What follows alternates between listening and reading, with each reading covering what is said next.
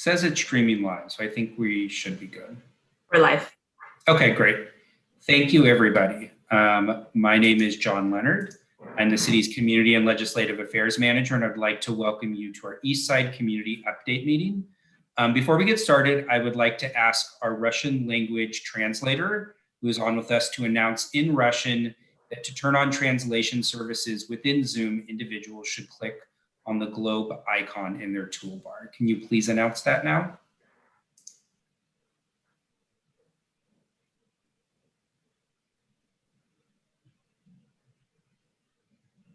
Jasmine, do we know if our translator is here? Hi, the Russian translator is here. Can you hear me? Yes. Can you please announce that to turn on translation services, individuals should click the globe icon? Если вам нужна услуга перевода, пожалуйста, нажмите на иконку глобуса. Thank you so much. First, I would like to apologize for the technical difficulties that we had at our last meeting. What occurred was that an old Zoom link was inadvertently placed in the meeting announcement. We sincerely apologize for this mistake, but are happy that we were able to reschedule the meeting for tonight. So tonight we have a number of staff members here with us from various departments. And those staff members are going to provide updates on different initiatives on the East Side and also other topics of importance to the East Side. But before we get started, I would like to introduce our city council members who will all be in attendance with us here tonight. Mayor Lindsay Horvath, Mayor Pro Tem and soon to be Mayor Lauren Meister, Councilmember John Erickson, Councilmember Seppi Shine, and Councilmember John D'Amico. Councilmember D'Amico will be joining us a little bit later, but I'd like to start off with a few words from our other council members. I'm going to let Mayor Pro Tem Meister and Councilmember Erickson start because they brought forward the item that initiated this community update, and then we will move on to Mayor Horvath and Councilmember Shine for a few brief comments. So Mayor Pro Tem Meister, would you like to get started? Yes, absolutely. And I want to thank everyone for being here. And yes, we are sorry for technical difficulties such as the life of Zoom. And I want to thank staff for putting this together. Jasmine, thank you so much. And just happy to be here and excited to talk about issues that impact the East Side, to be able to give you an update on what's going on. We have a lot of our staff members here today, which is very exciting. And then to be able to open this up to your questions. So I'm going to hand this over to Councilmember John Erickson. Thanks so much, soon to be Mayor Meister. It's so great to be here with you all. You can see some of us are doing this remotely because we were just at a rally for standing with women today against the Texas horrific law that was passed. We are so thankful for you to be here. Many people know that I'm the only Eastside council member, so this town hall, this issue is really important to me. I want to thank everyone that helped put this together. I want to thank everyone that came out to my first Saturdays in Plummer Park with John last week. The next one will be on September 25th, so we can have lots to talk about post this event. But really, most importantly, thank you for being the best part of our city, our amazing East Side, and I really look forward to the Q&A and all the presentation. So I'll turn it over to Mayor Horvath. Thank you so much. Yes, I'm remote too, participating in today's action. But couldn't miss the opportunity to speak to all of our Eastside residents and everyone who's tuning in to hear from our staff about all of the amazing things that are happening at City Hall, especially while we're trying to build community, while we're remote. It's nice to hear from our staff all of the things that are continuing to happen for you, for our community, for our residents. And I thank all of our staff who are participating this evening to do exactly that. I want to thank all of the community members who are showing up to check in and share with us the thoughts, the questions, the concerns that you have, so our government can be even more responsive to your needs, and so that we're all able to work together. So here to be of service however I can be, and I know we all on council are doing exactly that. And thank you all for participating.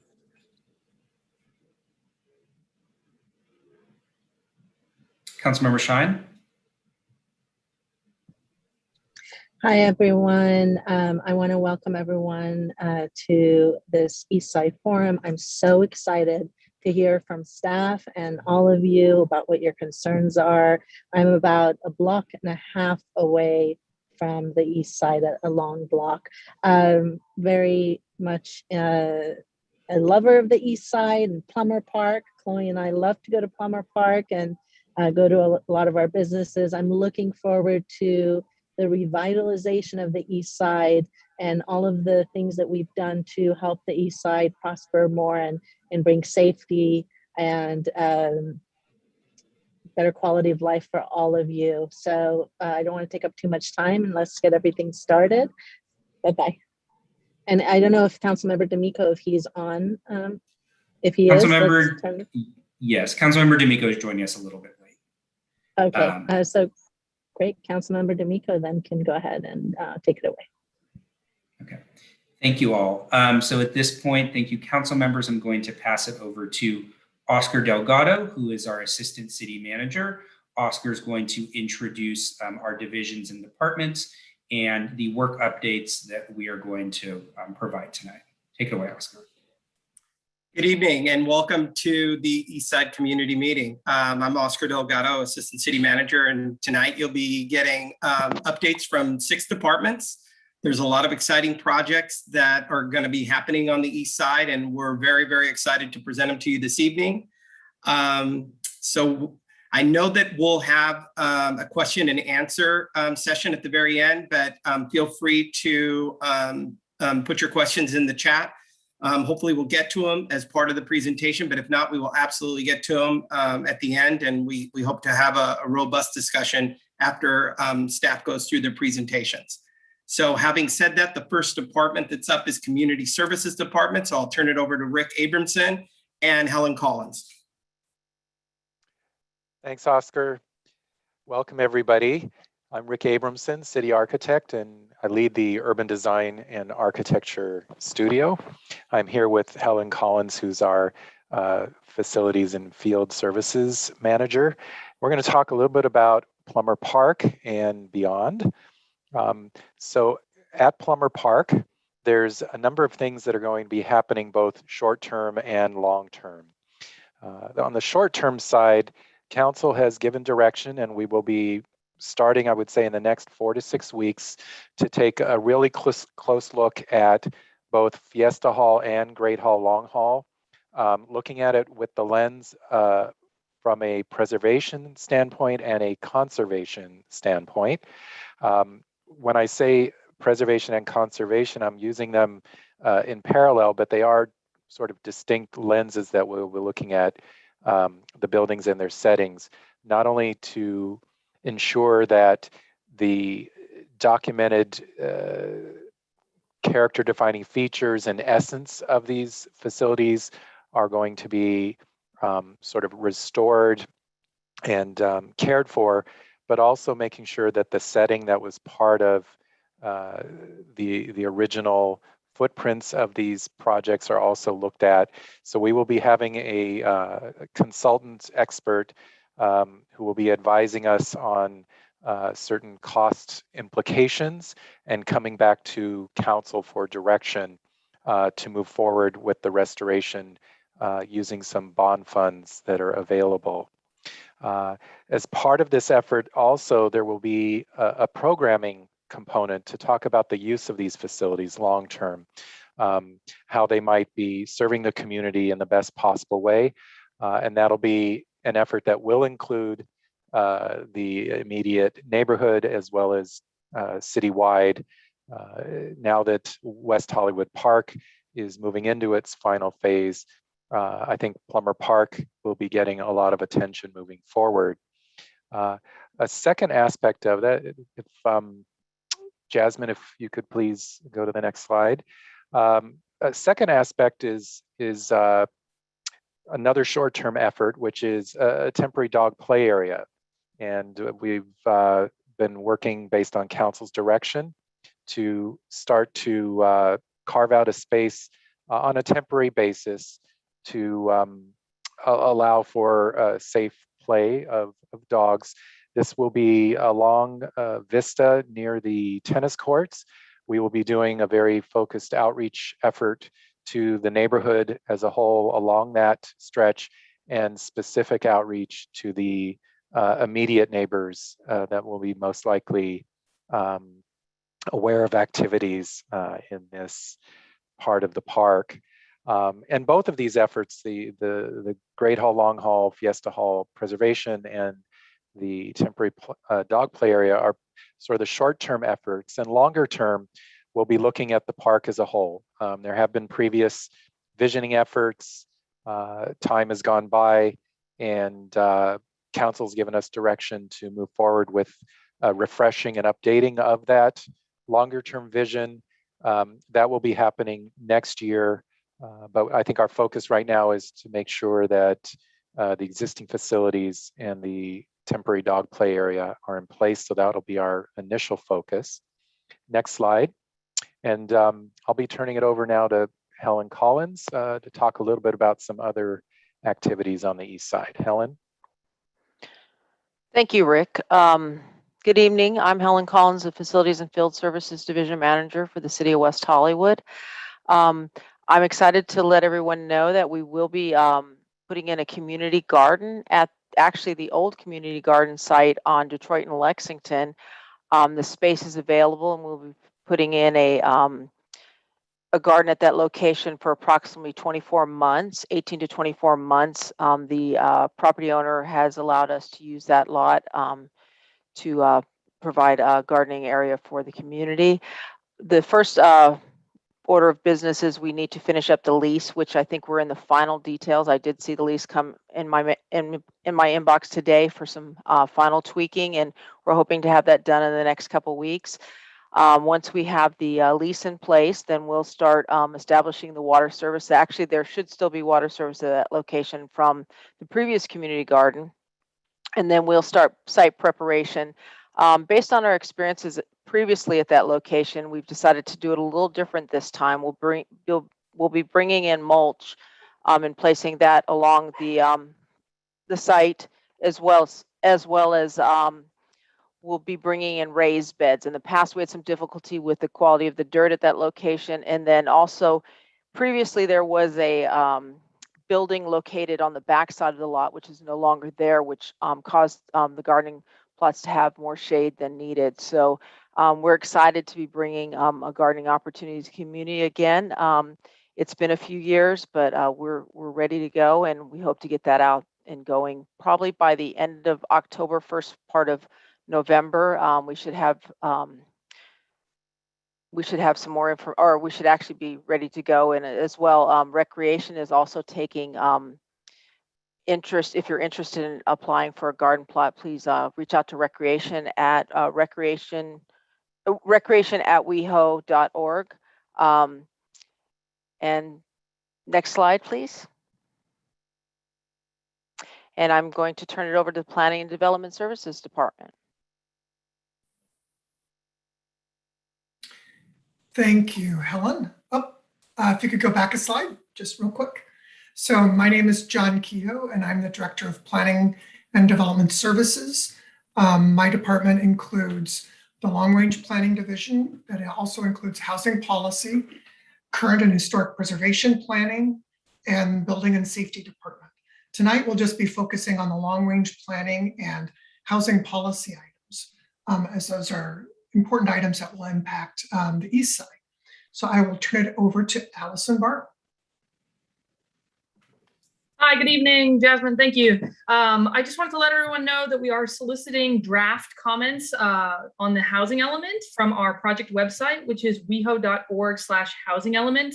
We're actually soliciting through the end of the day today, but there will be more opportunities. We're going to City Council on September 20th, and so we would love to have input from you on that as well. And then we submit to the state, and we'll be back at planning and at the City Council at the end of the year and into early January to get final comments from the community on the hopefully adopted housing element. So my contact information is listed here, and I'm happy to hang around and answer any questions related to the housing element.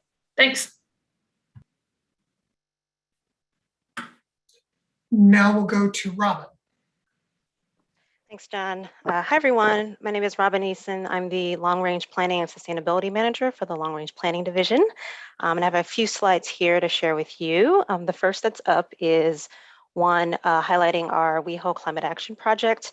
This has been a people-centered, equity-first planning process to update the city's 10-year-old climate action plan. And for those of you that may not know what a climate action plan is, it's essentially a roadmap that many local jurisdictions use to reduce its carbon footprint and adapt to some of the irreversible impacts of a changing climate. WeHo's been a leadership city in climate action for the last 2 decades, and as of 2018, we've reduced our greenhouse gas emissions by 31%, which exceeds the goals that we set out in 2011. So that's really good news.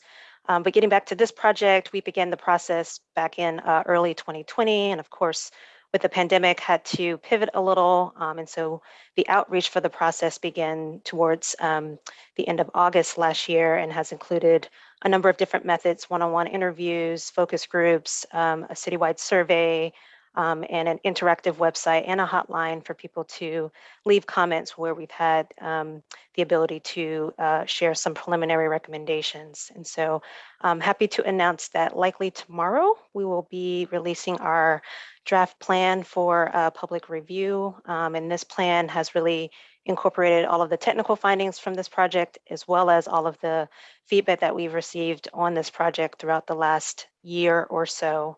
It'll be hosted on our website, and there'll be several ways to provide feedback throughout the month of September, including a community workshop later this month. So if you're interested in more detail, my contact information is on that slide. Feel free to reach out to me, and I can provide you more information. Next slide. Okay, this project is the Willoughby Vista Gardner Streetscape project, which was identified as a priority project in the city's 2017 pedestrian and bike mobility plan. This project really seeks to minimize neighborhood cut-through traffic. It wants to slow down vehicular traffic and provide sort of a safe pedestrian and bicycle environment. And so it originally kicked off in, I believe, mid-2019 with a couple of community events held at that time to really kind of set the vision and provide some feedback on what the priorities should be for this sort of stretch of Willoughby. And what we heard was that we wanted to make sure that it included methods that really orient the small corridor to pedestrians of all abilities, bicyclists, and other alternative modes of travel, reduce car volume and speed, and increase the safety at various intersections along Willoughby. So this had to go on hold for a bit as well during the pandemic, but excited to announce that we're moving forward with some temporary installations. As you can see on the slide, we'll have a traffic circle, a diverter, and some curb extensions installed probably somewhere around mid-October. And later this month, we'll be kicking off an outreach campaign to notify community members that are near this area, as well as various neighborhood groups on the east side, to explain a little bit more about what the interactive outreach engagement will be. There also will be a community workshop in November, and so we'll get the details out on that as they are finalized. And then lastly, Bob Chung, our senior transportation planner, is the project manager for this project. And so he'll be happy to follow up with anyone who has questions about this project. Next slide. Okay, so our Eastside Community Priorities Plan, I believe, was adopted back in 2017, and this was a community planning process with many community members on the East Side to kind of establish different priorities for this segment of the city.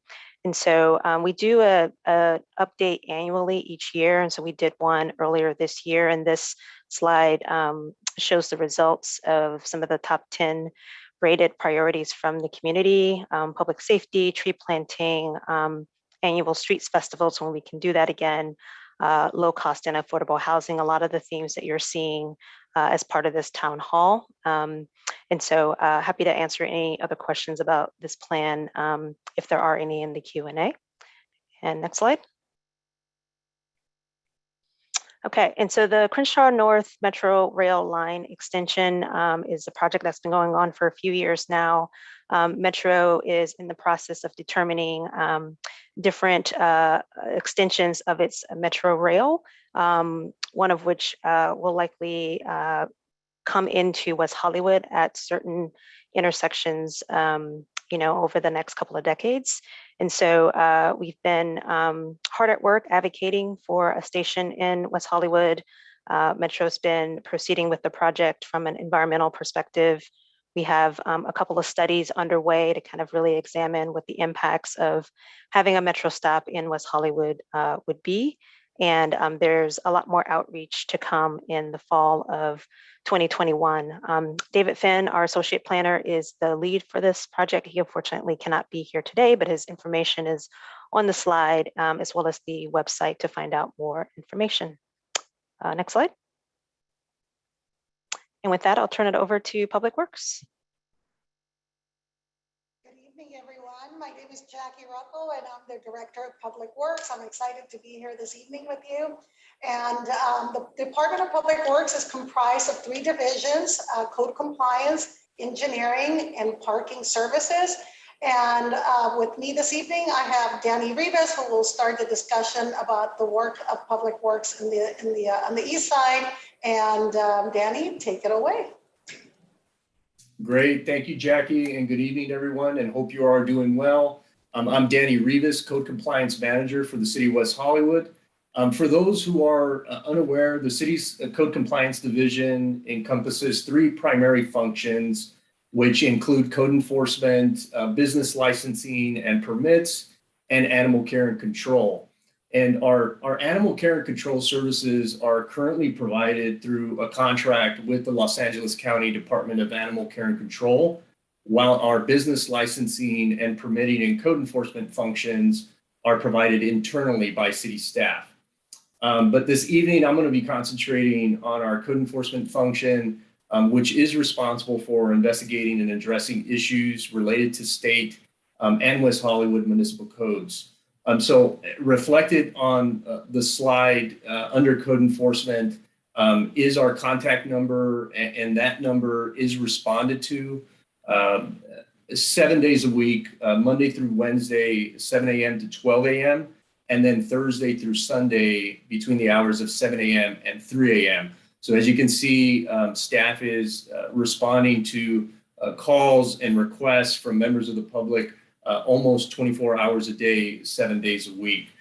Some of the most prevalent types of issues our code enforcement field team responds to includes vacant properties, construction management related issues at construction sites, noise, land use activities, short-term rentals, which are your Airbnb type activities, and a variety of other quality of life issues.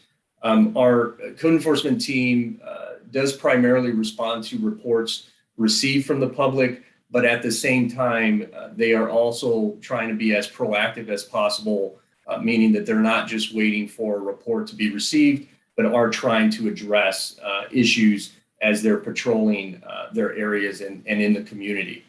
One of the other things that I wanted to make mention that's reflected on the slide is actually an example of the city's official city app. And so what is reflected showcases more or less what a community member can provide a service request and notify the city. And this city official app can actually be downloaded on your smartphone or any smart device, your tablet, but it can also be accessed online through the city's website. It is free of charge, and it is also a very effective way for communicating to us what type of issue you may be experiencing. And even if it's something that's outside of code compliance, there are other categories and topics, whether it is a pothole, whether it's a raised sidewalk, graffiti, or other issues. And then once you submit that request, which is very easy to use, you can even attach a photograph if needed, and then at the same time, provide your comments and notes, and then that will be routed to the appropriate division or department here at the city. If it comes to code compliance, even if it's something unrelated, then we can then reroute that to the appropriate division or department for follow-up. But outside of that, if it is code enforcement, a staff member will respond and will also communicate with the community member in terms of what action is being taken and providing updates on that. So I will be available for any questions community members may have. And it's a pleasure to be here. And with that, I'm going to turn it over to our city engineer, Dimitri.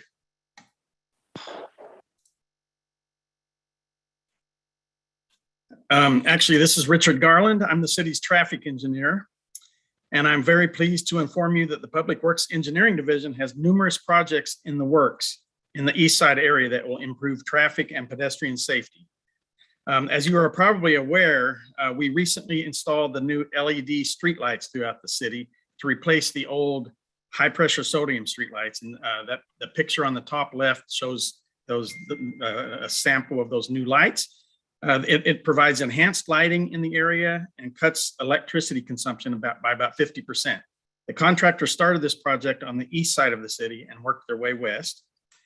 And with regard to specific traffic and pedestrian safety projects, there are several that I would like to highlight tonight.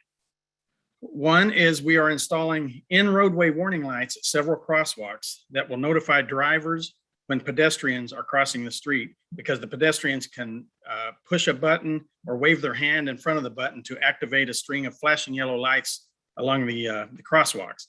And we will be installing those on Santa Monica Boulevard at Greenacre Avenue and at Poinsettia Place. We're also in the process of modifying the traffic signals along Fountain Avenue and Santa Monica Boulevard so that the pedestrian walk signal lights up prior to the green light for vehicles. And this allows pedestrians to get a head start while crossing the street and makes it safer for the pedestrians. We're in the process of designing and installing 2 new traffic signals in the area. And these will be on Santa Monica Boulevard at Fire Station number 8, which is at Spalding Avenue, and on Fountain Avenue at Poinsettia Place. Those will be 2 new traffic signals. We're continually in the process of looking into the possibility of installing traffic calming devices on residential streets to slow down traffic speeds and make it safer for the residents. This includes such devices as speed bumps, median islands, and bulb outs. We will also be installing a median island at the Fountain Avenue, Crenshaw Avenue intersection to prevent left turns at that intersection and thereby improve traffic safety. And we're planning to improve the intersection of Fountain Avenue at Gardner Street by installing left turn arrows on the traffic signal and providing left turn lanes on Gardner Street. And finally, we're going to be installing decorative lanterns above Santa Monica Boulevard that zigzag back and forth across the street between Vista Street and La Brea. You may have already seen these on Santa Monica Boulevard farther to the west, and they're shown on the exhibit on the top right photo. These are not safety devices, but are more of a beautification feature because they can be programmed with various colors to represent special events or occasions. And that's going to be happening in the next few months on the east side of town. So as you can see, there are lots of improvement projects in the works that you'll be happy to see implemented fairly soon. So that concludes the engineering presentation, and we will be available for questions and answers after the overall presentation is complete. And I will now pass the discussion over to our parking division.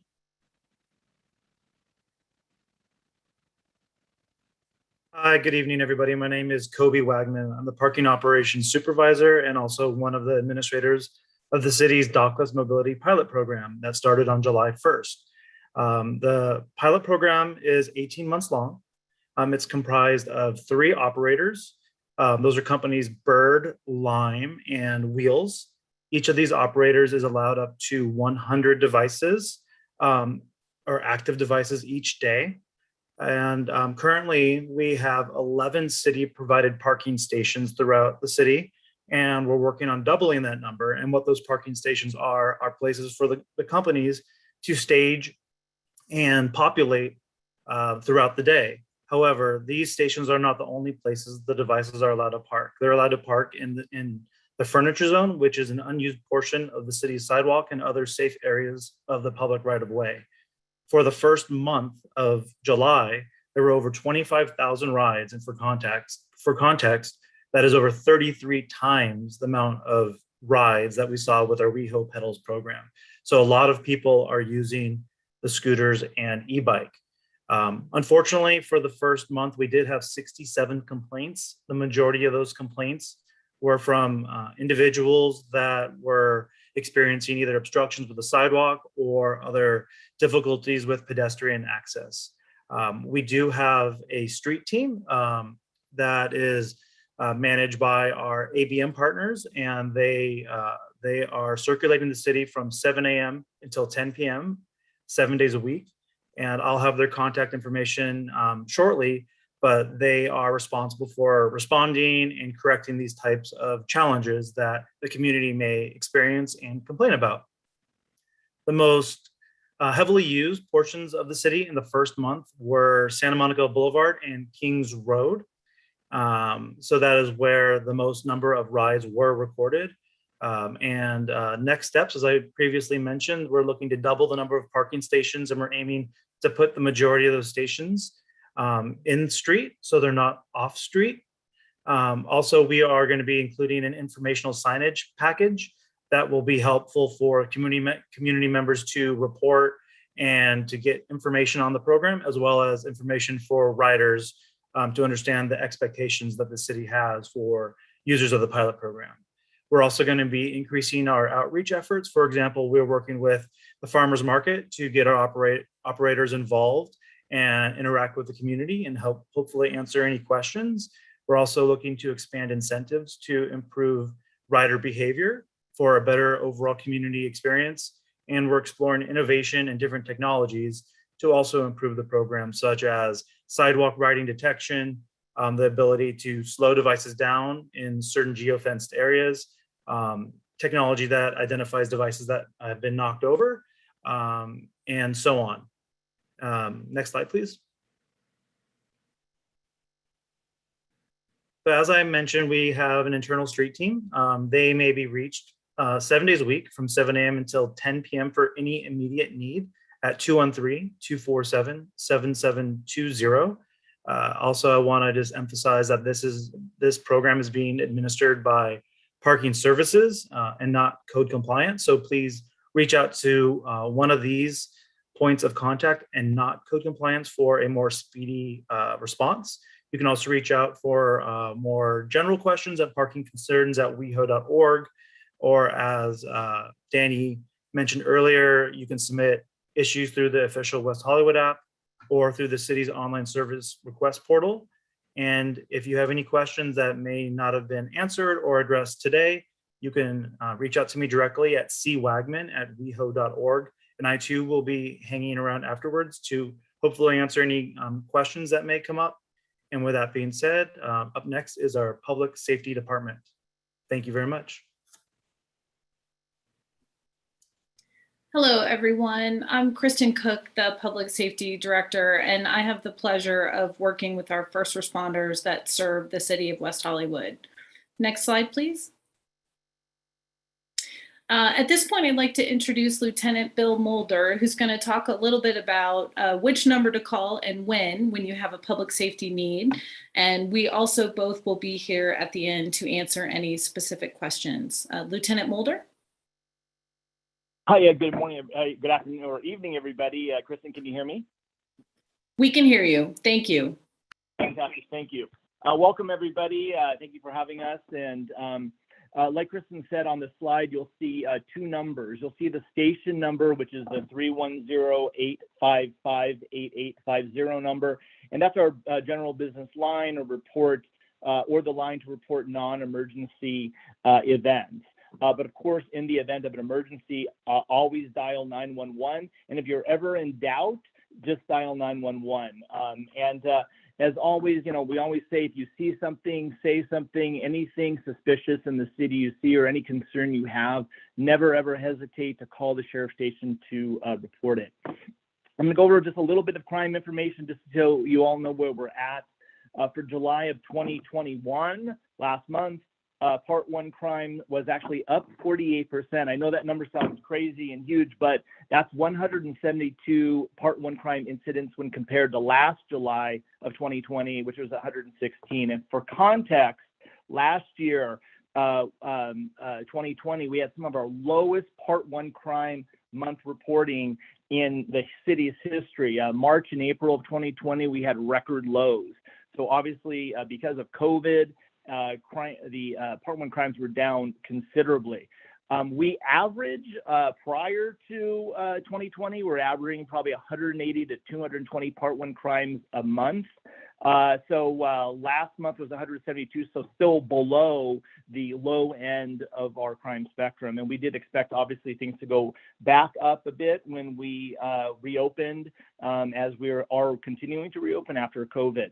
And for additional context, at the beginning of 2020, prior to the pandemic, we were almost down 30% in our Part 1 crimes when compared to the previous year. So we are already trending the correct way. This year, to date, Part 1 crimes are, in terms of to date for the whole year, are up less than 1% when compared to last year at the same time period. So year-to-date wise, we're doing well.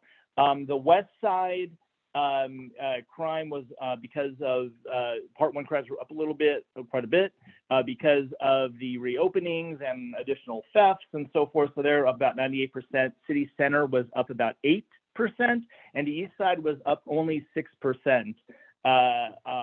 So, and again, it's opening up our nightlife and so forth through as we move out of the pandemic.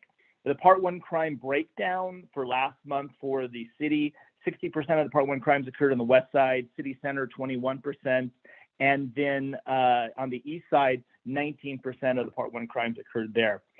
In July, we had a higher number of aggravated assaults. We had 17 incidents with 5 arrests, and 6 of the incidents involved transient individuals. 7 of the aggravated assaults did occur on the East Side.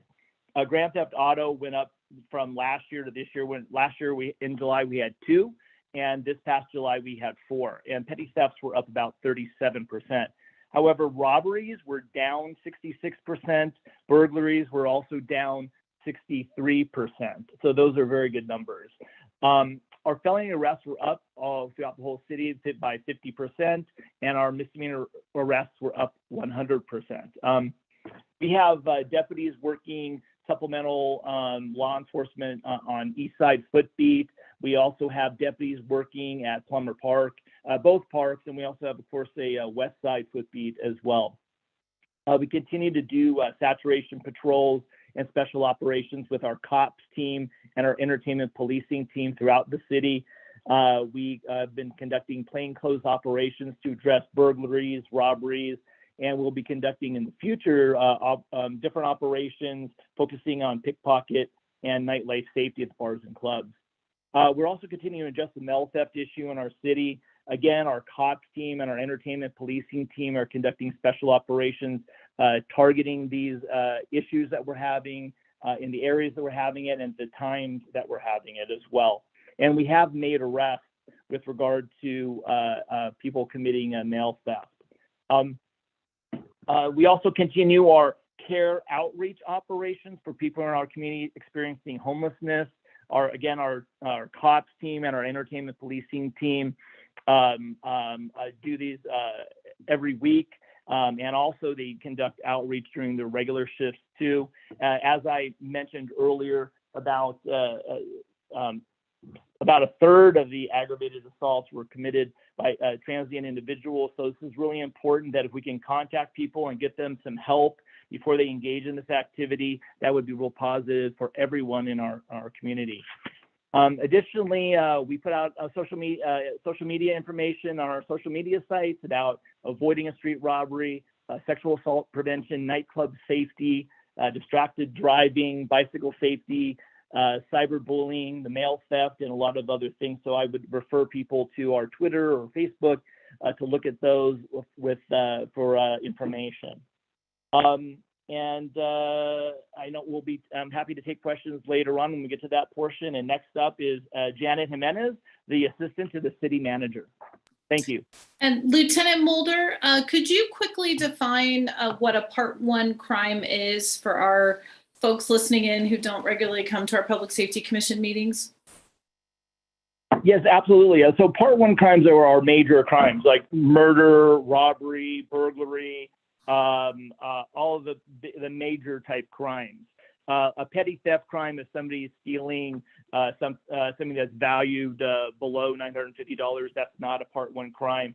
But some felony thefts, like I said, burglaries and others, those are considered Part 1 crimes. Thank you, Lieutenant. And with that, we're going to turn to Janet Jimenez. Good evening, Council, community members. Happy to virtually be with you this evening. I am Janet Jimenez, Assistant to the City Manager. Tonight, I'll be sharing with you the most recent updates regarding COVID-19. First, I'd like to state that on behalf of the City Council and the city staff, our deepest condolences to anyone who has lost a friend or family member due to COVID-19. We are 18 months into the COVID-19 pandemic, and fingers crossed, the end is near. That being said, the coronavirus is still present and cases continue to rise. Today, LA County Public Health announced 2,277 new cases, sadly 30 new deaths, and 1,699 patients hospitalized, with 26 of them in the intensive care unit. Today's positivity rate is 2.7%. Our best defense against coronavirus is for people to continue to get vaccinated. Our staff continues its efforts with LA County Public Health to bring a mobile vaccination unit to Palmer Park, and we'll provide updates as we receive them. In the interim, though, vaccinations are available at the multiple pharmacies throughout the city and the neighboring areas. Additionally, our entertainment businesses in the Rainbow District have partnered with the mobile vaccination unit, and they were there this past weekend. And the update that we've received is that they will be there this weekend as well.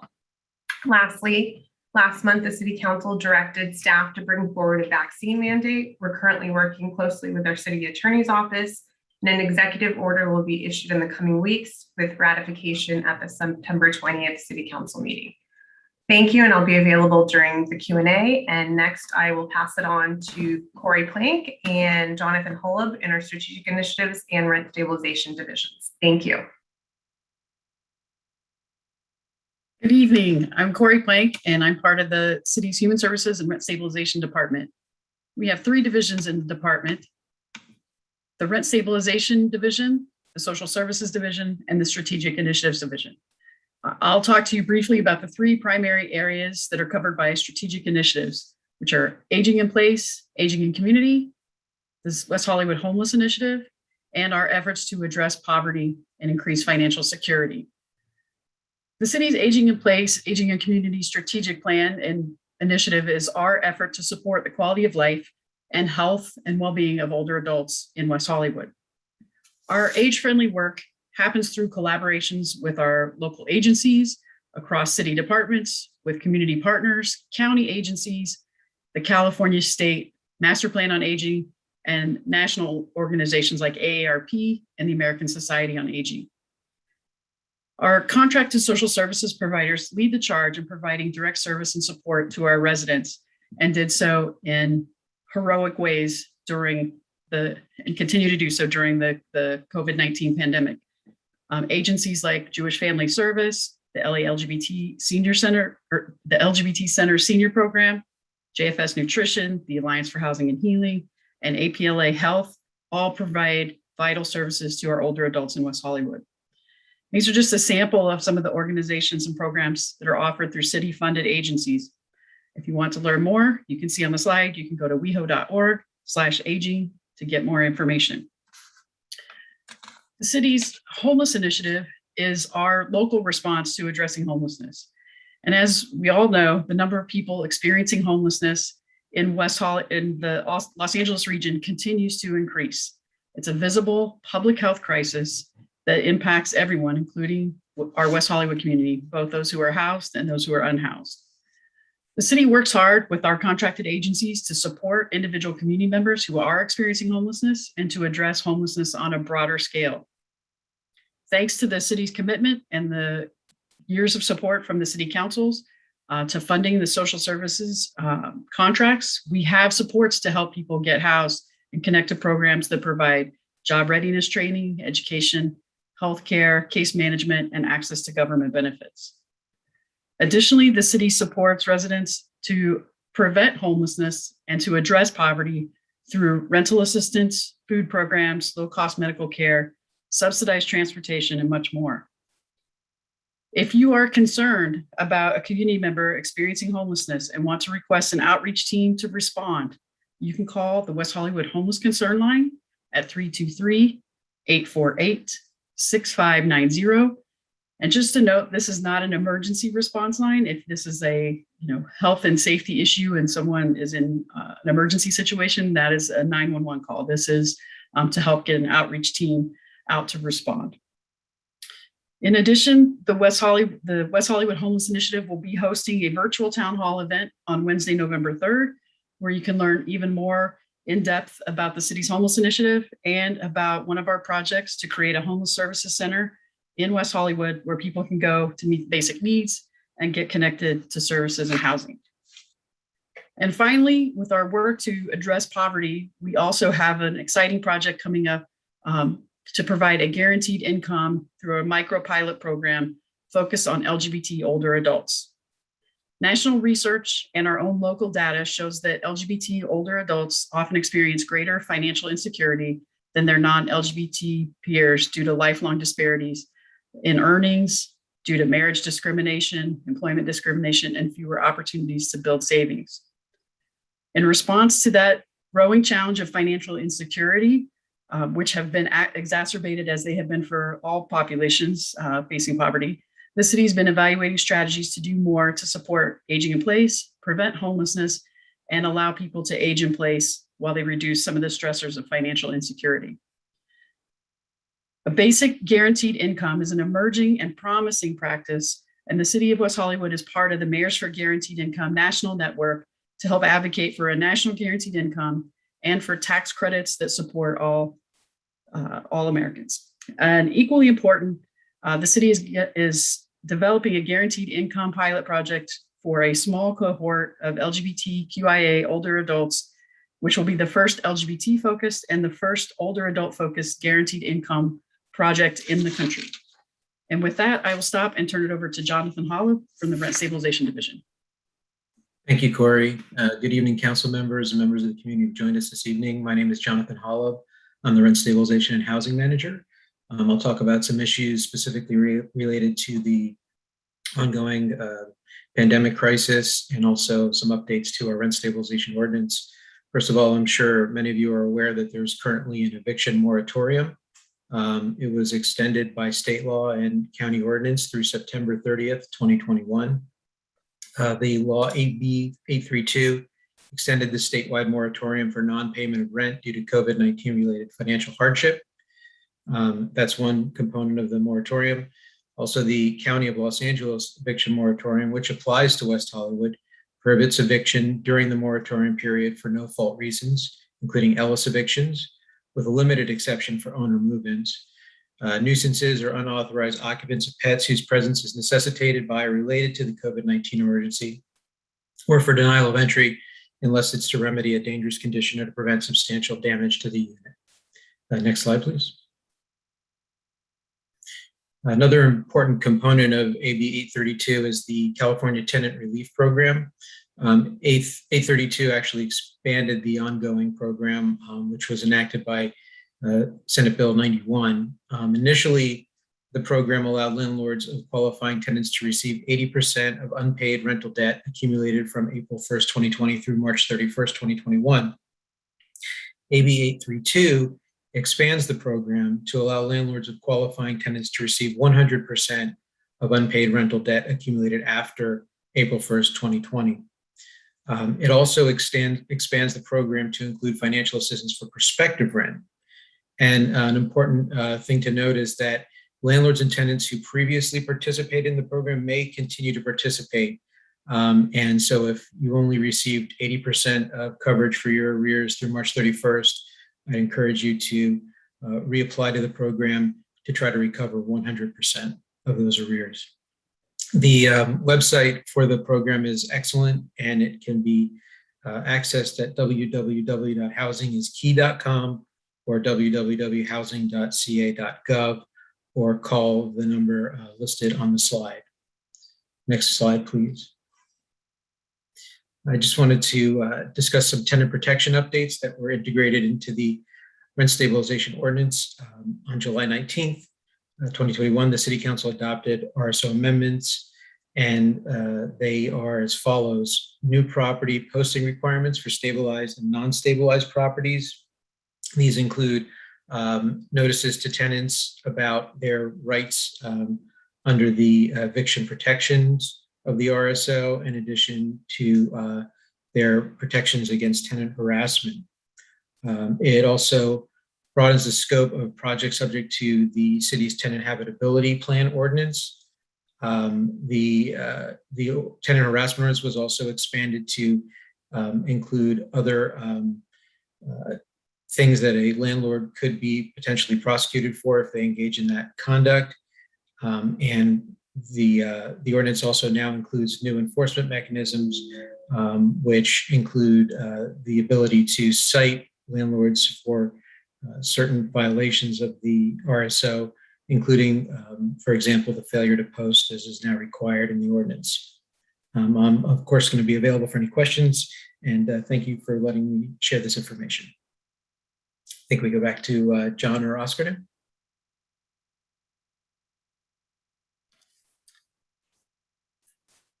Thank you very much. And we are ready to hand it over to Jasmine to begin the question and answers. Great. So thank you to the departments and divisions for those updates. Folks had the option when registering for this meeting to submit questions or comments in advance.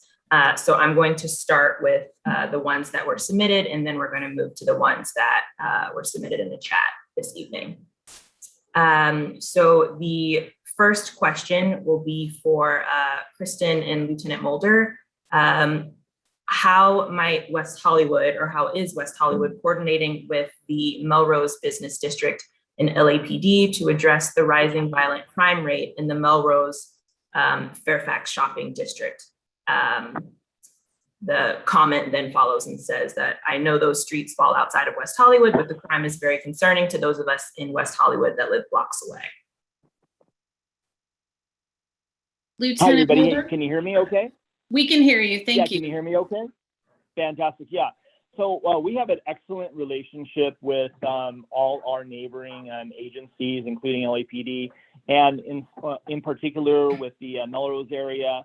That's out of the Wilshire Division, and we work very closely with the senior lead officer there, the former one, Officer O'Brien, who has moved on to a different sector, and a new one has moved in, an Officer Dantzler. But we have a very close relationship working with them on a myriad of topics, certainly the robbery issues, people experiencing homelessness, and the marijuana dispensary cookies. So we do have a good working relationship with them. I have participated in some of the different neighborhood watch type community meetings in that area with LAPD. We have a good exchange of information with them, with their detectives and all that, because obviously people that come to commit crimes don't really look at the borders necessarily. So we have to have those good working relationships, which we do. Thank you, Lieutenant Mulder. Next question was, and I'm going to go, I'm going to make sure we address the public safety related ones first, so that way we don't have to move around. The next comment was related to the noise from helicopters at night. And this person asked if the city could work with LAPD to change their policing practices. Says that LAPD police, wondering if we work in tandem with LAPD, especially with the noise that comes from helicopters at night. Yeah, no, I know helicopter noise concern has been brought up in the past. I know with the LA area and even in our jurisdiction, but unfortunately, you know, there's not a lot we can do about that, and because that's part of a tactical response to different types of situations where they need helicopters, and helicopters are very helpful in identifying and catching suspects that are committing crimes in the area, and a very safe way for officers to do that. So there's not really much we can do about that. I can have that talk with them, but if a situation arises where they do need an airship's going to come, and it's going to be there until the situation's resolved. Great, thank you, Lieutenant Mulder. So the next question, I believe, will be for John Kehoe. This question is regarding a concern around stalled development projects. It says homes purchased by developers sitting vacant and are poorly maintained for years, and homes are demolished, and now they're just sitting empty with no progress or construction in over a year. What is the city doing to reduce this? Hi, everyone. So thank you for that question. So there are a couple of things. I know that the city's code compliance division has increased our standards on what we do when we need to board up or maintain buildings that are abandoned or vacant.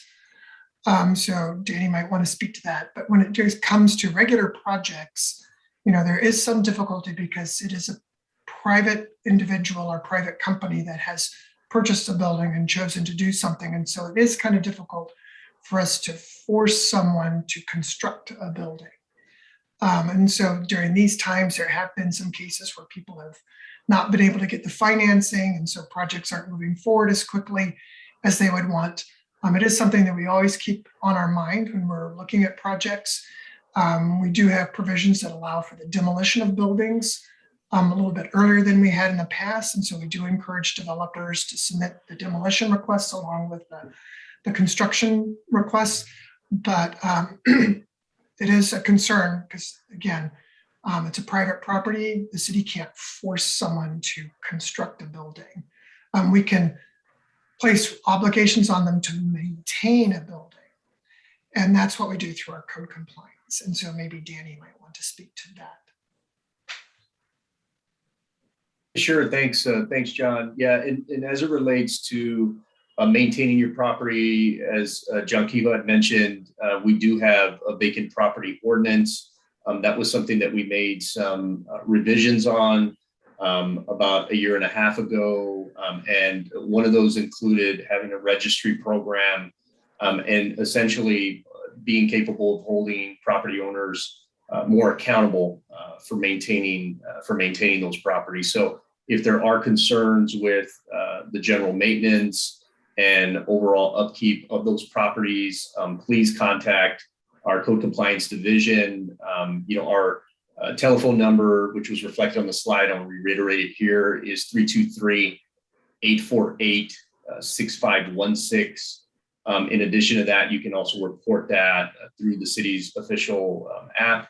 And also you can send an email to us at code@weho.org. And so those three communication avenues would allow us, if you provide the address and the concerns, and then we will have a code enforcement officer go out there, inspect the property. We may already have an open case active and are working with the property owners to address certain property maintenance issues. But again, as John Kehoe had mentioned, the code doesn't provide us the ability to force folks to initiate development. But many times, however, when code enforcement actions are being taken and folks are being forced in a way to maintain their properties, if they're not maintaining them correctly up to our city municipal code standards, from a cost effectiveness perspective, property owners will start being more motivated in terms of filing the appropriate applications and going through that development process. So if you do have concerns, again, please reach out to code compliance and we'll take a look at that. Thanks, John. Thanks, Danny. The next question is for Helen, and it's regarding the community garden. The vacant land at Lexington and Detroit has been considered for returning to community garden use, at least until the property starts development. Is this temporary plan still feasible? Are there other potential community garden sites within city limits? Thank you, Jasmine. Actually, I think I addressed that in my comments, but yes, Detroit and Lexington is a site that we are going to be putting a garden in. In regards to other sites, we do not currently have any other sites under consideration at this time. Great. Thanks, Helen. The last comment or question, I believe Robin actually mentioned this in her slide as well, but it was regarding the modifications to Willoughby. And I believe this person just wanted an update. So I believe that has already been addressed. But at this point, we do want to give folks the option during the Q&A portion of being able to turn on your cameras when you're asking your question or making a comment. So if you're interested in that, feel free to use the raise your hand feature and we will promote you to a panelist. So that way you can turn your camera on. And audio as well.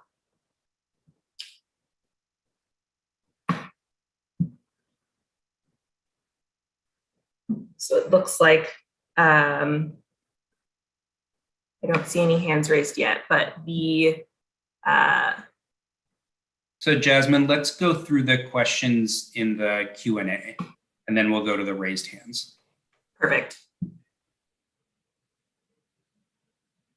Okay, so this first question is from Jasmine. Sorry, Andy, did you say something? Oh, okay. It looks like the first question I have is from Kathy Blavis. It says that at a council meeting. Go for it. Yeah, sorry. Okay.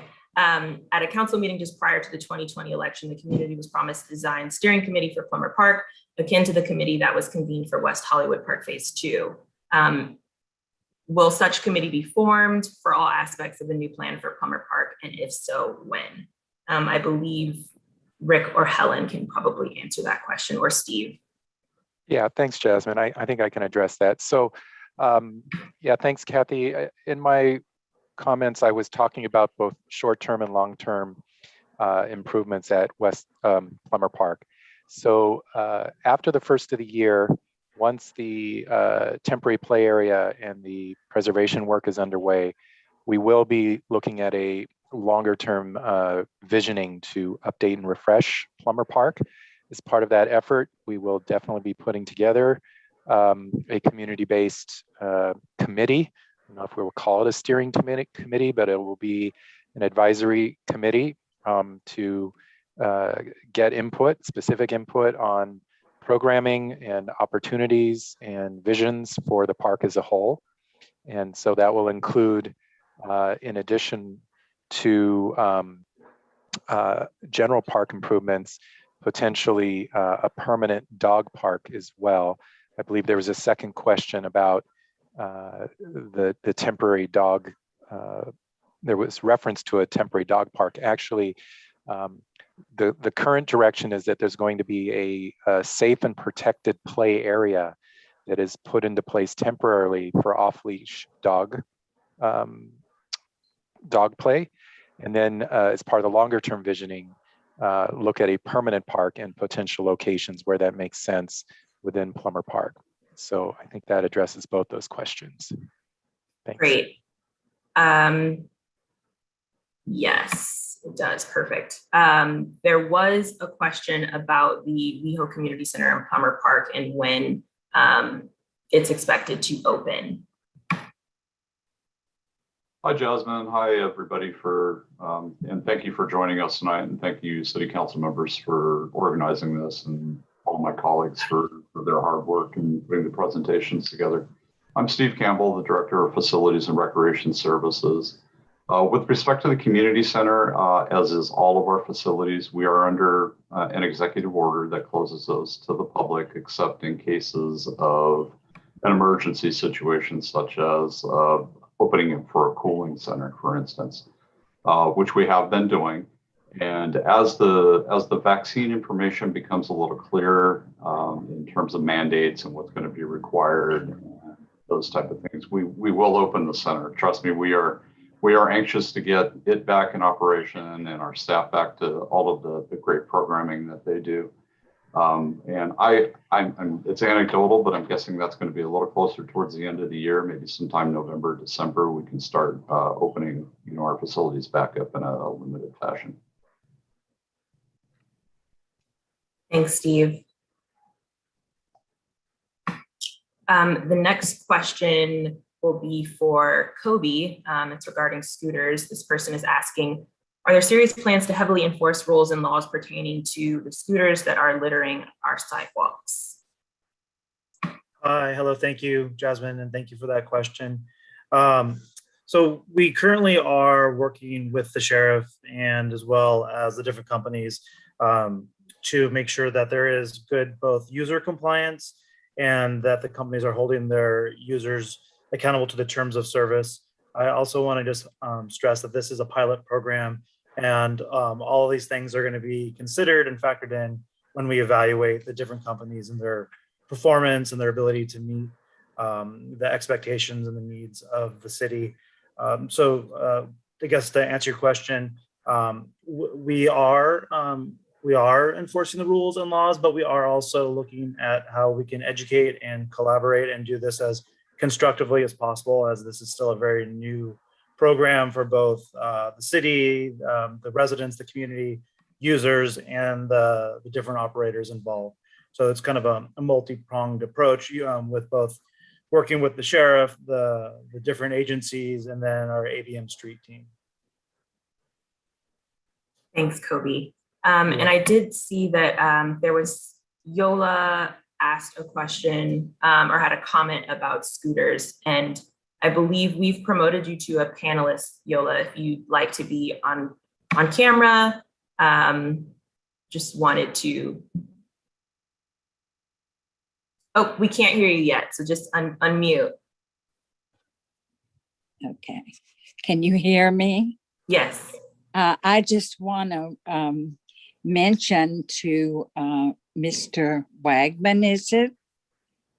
Kobe? Yes. Wagman?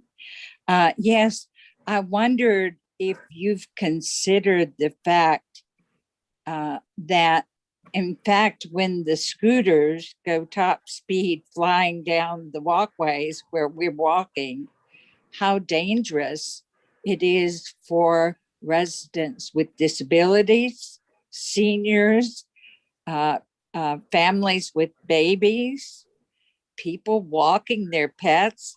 There's just not enough space for all of us when you have that activity. So I understand if you're going to have this program, which I'm not excited about, that there are scooter companies that are able to have a bell on the scooter, a noise device on the scooter, and also because the person has put a credit card in there, the company knows when they're riding on a sidewalk or in an area that is not permitted. They can actually be proactive and help you do something about that. Those are the companies, if you're going to have business with the scooter companies, that I would appreciate you're doing business with. Other than that, we have a terrible problem on the east side with people leaving these scooters near the crosswalks, near the bus benches where people can't access that to catch a bus, a shuttle, whatever. And then at the gateway, another problem, there are key areas where it's really bad. If you need help no one is there to help you. So several of us have almost been knocked down. I'm wondering how you're planning to address this. Thank you, Yola.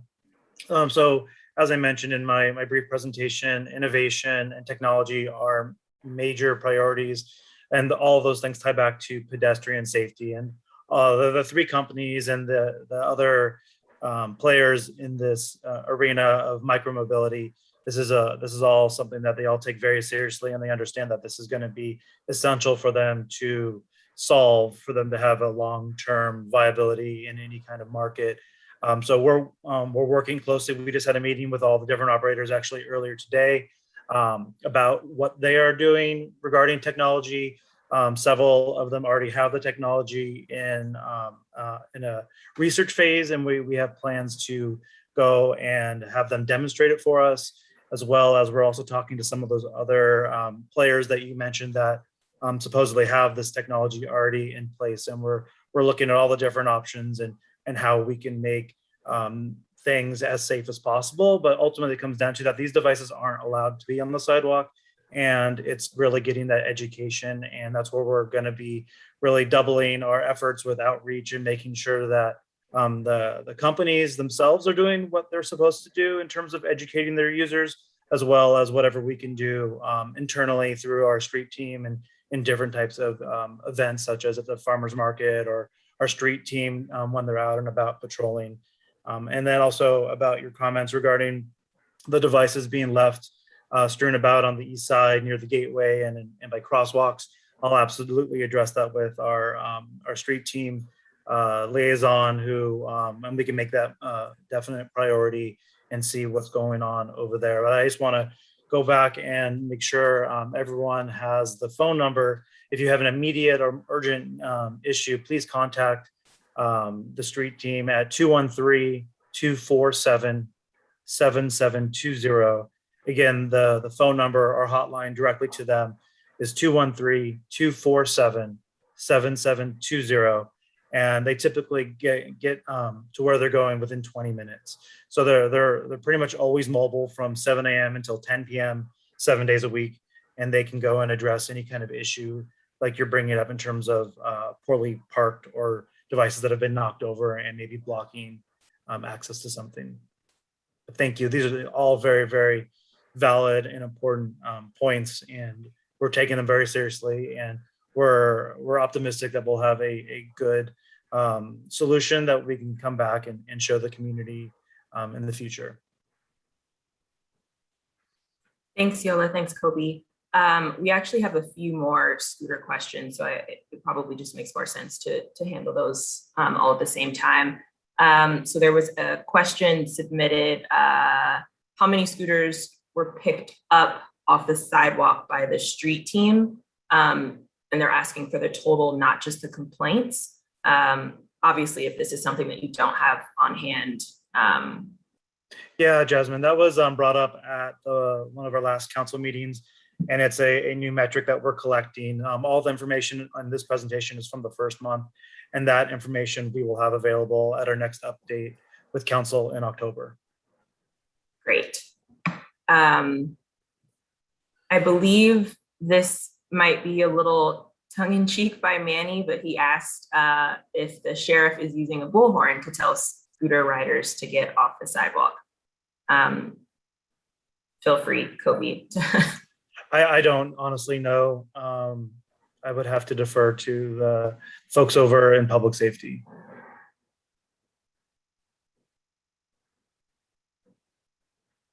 Hey, this is Lieutenant Mulder. Oh, I'm sorry, Jasmine. Go ahead, Lieutenant Mulder. No, if you'd like me to address that, yeah, we don't necessarily train that way to handle that, but that's certainly a way, a way to warn somebody who's on the sidewalk, shy of giving them a citation, that they're not allowed to, be on the sidewalk. But at this point, we've been mostly conducting an educational campaign. That was the request, and we're doing that. We have cited several citations, but at this point, we're kind of just doing the educational campaign. Thanks, Lieutenant Mulder. There was one more question that Manny had. He asked, are there any consequences to the scooter rider who takes a picture of a scooter that they leave in the middle of the sidewalk? Does the street team also follow up on this with the scooter companies? So the consequences are all unique to each of the different operators. They all have different terms of service. They certainly, from what we understand, can be penalized. I don't have any information on this. Most of these companies are pretty private when it comes to sharing specific information with their riders, with their user base. But it's certainly something I can ask them and see what they have to share, what they can kind of shed light on regarding that question. Great. Thank you, Kobe. I saw one other scooter question, I believe, up top about the integrity of the data. I guess I could paraphrase. I think it was from Manny. I apologize if it was from somebody else, but the question was, how do we know that the analysis, the 25,000 rides is basically, is it accurate? Is it legit? Is it true analysis? And my answer is that we're using a third-party aggregator. It's a company called Populous that is, they're not funded or sourced or are part of any of the scooter companies. They are a neutral party that we have that we brought in to help us manage all of this stuff. And they basically take raw feeds from all of the companies before the companies provide us the information, and they then ingest it, and then they give us these different types of analyses. So we have a better idea of the accuracy of what's going on. We don't believe that any of our partners would alter the information, but this is just another safe way to ensure that the information we're getting is not tampered with. So we do use a third party. It's kind of like it's just a buffer between us and then the companies. Thank you, Kobe. You're welcome. So I believe that's it for the scooter questions. The next question was submitted by Josh Kirpies, and I believe Richard Garland, this will be for you. The question is, can improvements be made to the crosswalk on Santa Monica Boulevard between Orange Grove and Ogden so pedestrians are not stuck waiting for cars? The signal is linked to the Fairfax SMB intersection signals, which doesn't make sense most times of the day. Pedestrians gave up location and access when that crosswalk was improved. What did vehicles give up? Yes, thanks for the question. Yeah, that crosswalk that you're referring to is a mid-block crosswalk. It's not at an intersection. It's it's in the middle of the block, and it has a pedestrian crossing signal that only activates when somebody pushes the button. Now, and you are correct in that this signal is set to be coordinated with the adjacent signals, Fairfax to the east, and then Fairfax to the west and Genesee to the east, so that drivers and buses don't have to stop 3 times when they're driving down Santa Monica Boulevard, because then traffic would back up unnecessarily. Yes, there is a minimum amount of time that the signal stays green between each pedestrian crossing. Once a pedestrian goes across the street with their signal, then the next pedestrian has to wait a certain amount of time, and that time varies depending on time of day, anywhere from about 60 seconds up to 120 seconds during rush hour. So what we can do is go out, we can have our signal technicians go out and take a look at the signal at this pedestrian crossing signal and see if it would be appropriate to reduce the amount of time between those pedestrian crossings, particularly during the non-peak periods, so that the pedestrians don't have to wait so long to cross the street. It's critical that we keep it the way it is, coordinated with the other signals during peak periods, but at the other times of the day, probably not. So yeah, we'll take a look at reducing that amount of green time for cars so that pedestrians can have more opportunities to cross the street. We'll certainly take a look at that. Thank you, Richard. Let's see, the next question will be for Kristen and Lieutenant Mulder. This is from Kathy Blavis. The idea of a police caban in Plummer Park has been discussed on several occasions, but nothing further has been done. A sheriff's substation was promised for the east side, and the community is still waiting to hear about those plans. Is it still in the works, or has it fallen by the wayside? Hi, everyone. It's Kristen Cook, Public Safety Director. A lot of these discussions were happening at the Public Safety Commission prior to the pandemic. And one of the interim solutions, which would be much more cost effective, was adding the kiosk for block by block at Plummer Park, which was very successful. It's to pull a sheriff's deputy out of the field to have them sit inside of a building prevents that deputy from patrolling. So what the captain had proposed at the time, and again, this was before the pandemic, was that possibly it would be staffed by sheriff's volunteer. The city could look into staffing it by block, maybe having office hours for the deputies, like have the cops come see the cops team and talk to them between 1 and 3 every day, obviously just throwing those times out there. But that's kind of where the conversation left off right before the pandemic. During the budget discussions at the city council in June, it was decided to have council have a more holistic discussion of public safety resources and talking about public safety in general. That is scheduled for November 15th council meeting. And the city council will be reviewing various public safety resources that the city has beyond sheriff's deputies as well. In addition, the Public Safety Commission has also discussed the possibility of a kiosk for block by block at the gateway. So that's another idea that's been floating around. And again, during the pandemic, the sheriff's contract was reduced by 3 positions because the activity in the city was very light, as Lieutenant Mulder talked about earlier this evening. And so they are down about 3 positions than they were before the pandemic. So that November discussion will kind of talk about how we go back and add public safety resources, if any, at this time, back into kind of the broad resources that serve the city. So whether it's block by block, PacWest Security, Sheriff, social service agencies, all of us that kind of work hand in hand together, including the Met team as well. So more to come, and mark your calendar for November 15th. Thank you, Kristen. So we wanted to give, there've been some folks who've had their hands raised for a while, so we're going to go to them and then move back to Q&A. I am going to, I believe, I just saw Dan Morin here. I'm going to promote you to a panelist just in case you're interested in using, enabling the camera, but feel free to unmute yourself and ask your question or comment.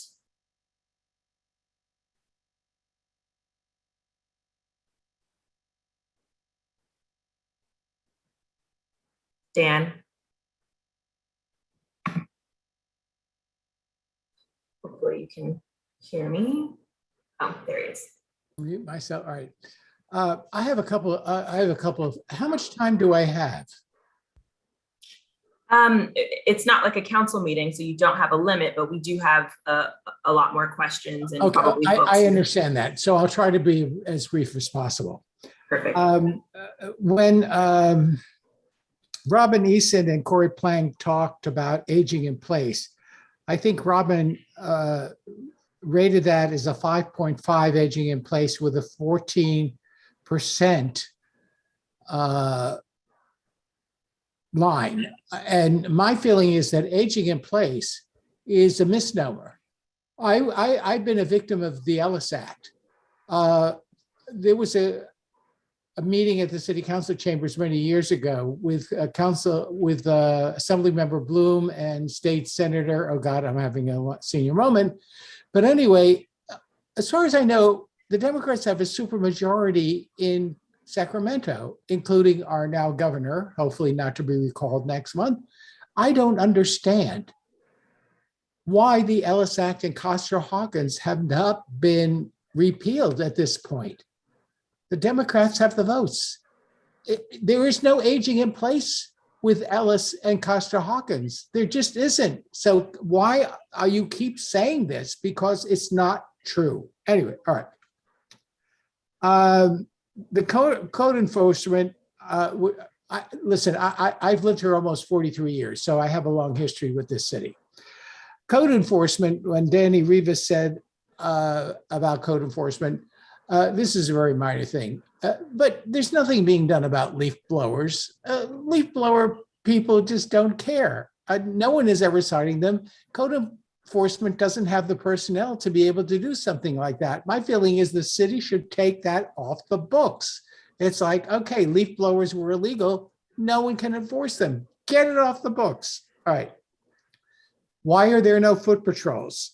I don't think I've ever seen one. Actually, in the 43 years I've been here, the ambassadors are on their bikes, but I don't see them here either. And I'm on the east side. I can't get any further east than I am. At one time, there was a discussion about establishing a sheriff's substation at or near Santa Monica and La Brea.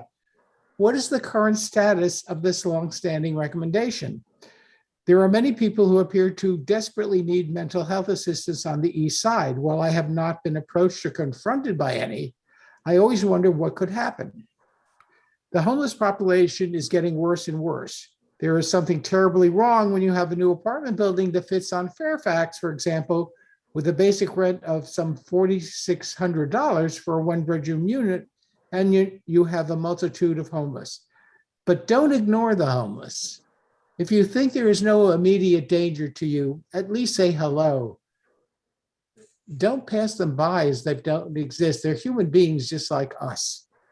The city keeps talking about more affordable housing. I've spoken for council many years ago about using this still vacant lot at the southwest corner of Santa Monica Boulevard and Crescent Heights to construct an all affordable apartment complex. Why hasn't this happened? Why is that land still fallow? Finally, the east side on which I've lived, again, for almost my 43 years of residency, seems to always get the short end of the stick. I'm not sure why that is. Is it because we're not viewed as having the respect or clout of our West Hollywood residents? Why? I think there has to be a change. It's like when I lived in the New York area, living in northern New Jersey, I would go into Manhattan and I would be asked where I lived, and they would like, "You live where?" It's like, well, yeah, that's where I live. It's sort of the same mindset. It's like the people who live in the valley and us here on the other side. It's the same dichotomy. And I really think that mindset has to change. Okay, thank you for your tolerance with my ranting and ravings, and I appreciate it very much. I don't know what the hell will come of this, but I've said my piece. Thank you. Thank you, Dan. Let's see. If there were any staff members who wanted to provide any comments about that, you can either do it here or in the chat. Next, we'll go to Michael. I will promote you to a panelist, so that way you can turn your camera on if you're interested in doing that.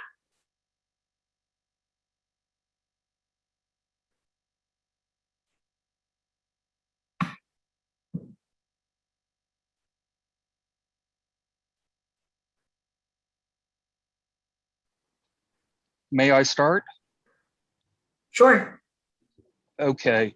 Good evening, Mayor, Council Member, and staff. Michael Wojtkiewicz. With regards to the Vista Gardner streetscape design, given the overly wide nature of Vista Street to the south of Santa Monica Boulevard, including the portion which belongs to City of LA proper that runs from Remain south to Willoughby, has the city ever entertain the possibility of introducing a planted center median from the intersection of Santa Monica, say just beginning south of the alleyway behind both Fatburger on the east, Vista Market on the west, down to Willoughby.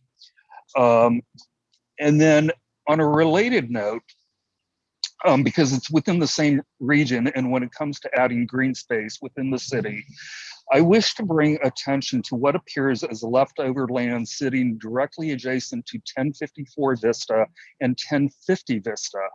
This appears a consequence of the reconfiguration of the intersection many decades prior to the founding of West Hollywood. This involves Vista Street, again, directly south of Santa Monica Boulevard, which was made to join up with Gardner directly to the north of Santa Monica Boulevard. According to tax assessor maps, there is land directly adjoining the west property lines of 1050 and 1054 Vista Street, which may be viable as open space to be enjoyed by the public. So that's question number one. Question two, Engineering Division Public Works, will the alleyways that parallel Santa Monica Boulevard receive updated LED lighting? What still exists is the old type of lighting that has been here forever. And then lastly, in reference to City Council meeting on the 2nd of August, as it relates to Eastside traffic calming measures, especially along Fountain, I just want to bring to the attention of staff that the crosswalk signals that are in the north and south directional along both Santa Monica and Fountain, the secondary intersections like Curson or Spalding, they do not automatically engage. One actually has to press them. And then if you are somebody on a bike or a scooter, those lights, those traffic lights in the north and south direction do not engage automatically. Unlike being in a vehicle where the pressure of the upon the asphalt will engage the light to eventually turn over, if you're either on a bike or a scooter, you find yourself having to get onto the sidewalk to actually manually press the crosswalk signal. Thank you.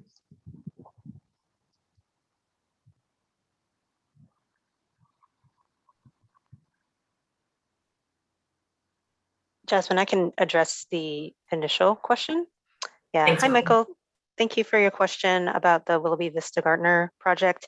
I can't speak to whether there was a consideration for a planet median in the areas that you state near that project, but I do know that that project did have some scope of beautification elements to the test installations that'll be happening in October. I can get more detail on what to expect with that project coming up from our transportation planner and get back to you on that. But that's all the information I have about that.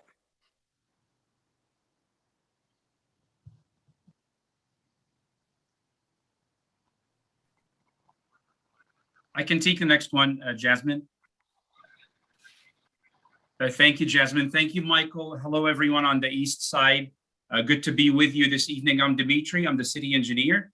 I work in the same office with Richard, who gave our presentation earlier. Michael, I wanted to address the two questions or issues that you raised. The first one is whether or not we will retrofit the street lights in the alleyway. The city of West Hollywood purchased approximately 2,000 street light poles from Edison, from Southern California Edison, about 2 years ago, roughly. And it's very good for our community that we now own the lights, so we can, which allowed us to do what we're doing now, retrofitting them with LED lights. But there are still 400 street light poles within the city boundaries that are still owned by Southern California Edison. So those we cannot touch, we cannot retrofit. But I can guarantee you that all the 2,000 poles, actually 2,200 to be exact, the ones that we own, we will definitely retrofit all of them. And this project is underway right now as we speak, and it should be completed before the end of September. And the easiest way to figure out whether the city owns it or Edison owns it is to simply look at the pole. If it's carrying power lines, if there are wires and cables attached to it, then it's owned by Edison. But if it's a standalone street light pole that serves no other purpose other than to house a street light fixture, then we own it and we will retrofit it. Your second question is regarding bike detection loops. Those are traffic signal loops that are embedded in the pavement. They are much smaller than the typical vehicular detection loops that we all are familiar with. But even though they are smaller in size, they're actually a lot more sensitive to be able to detect the much smaller amount of metal that's in a bicycle. So right now, in the present time, we don't have plans to deploy those in our city, but since you brought up this request, we will definitely look into it and see what we can do in the coming months and let you know. So thank you for bringing that to our attention, and hope you all have a great evening.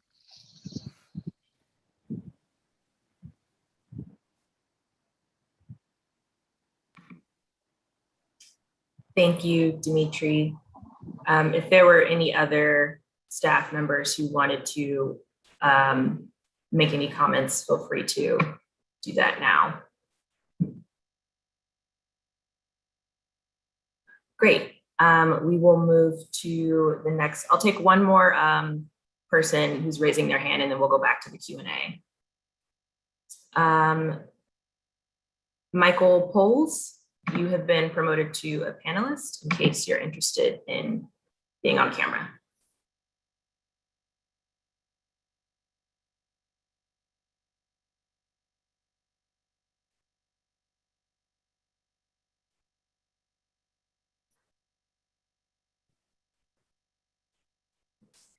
Good evening. Trying to get this enlarged. All right, it's getting late and I'll be brief.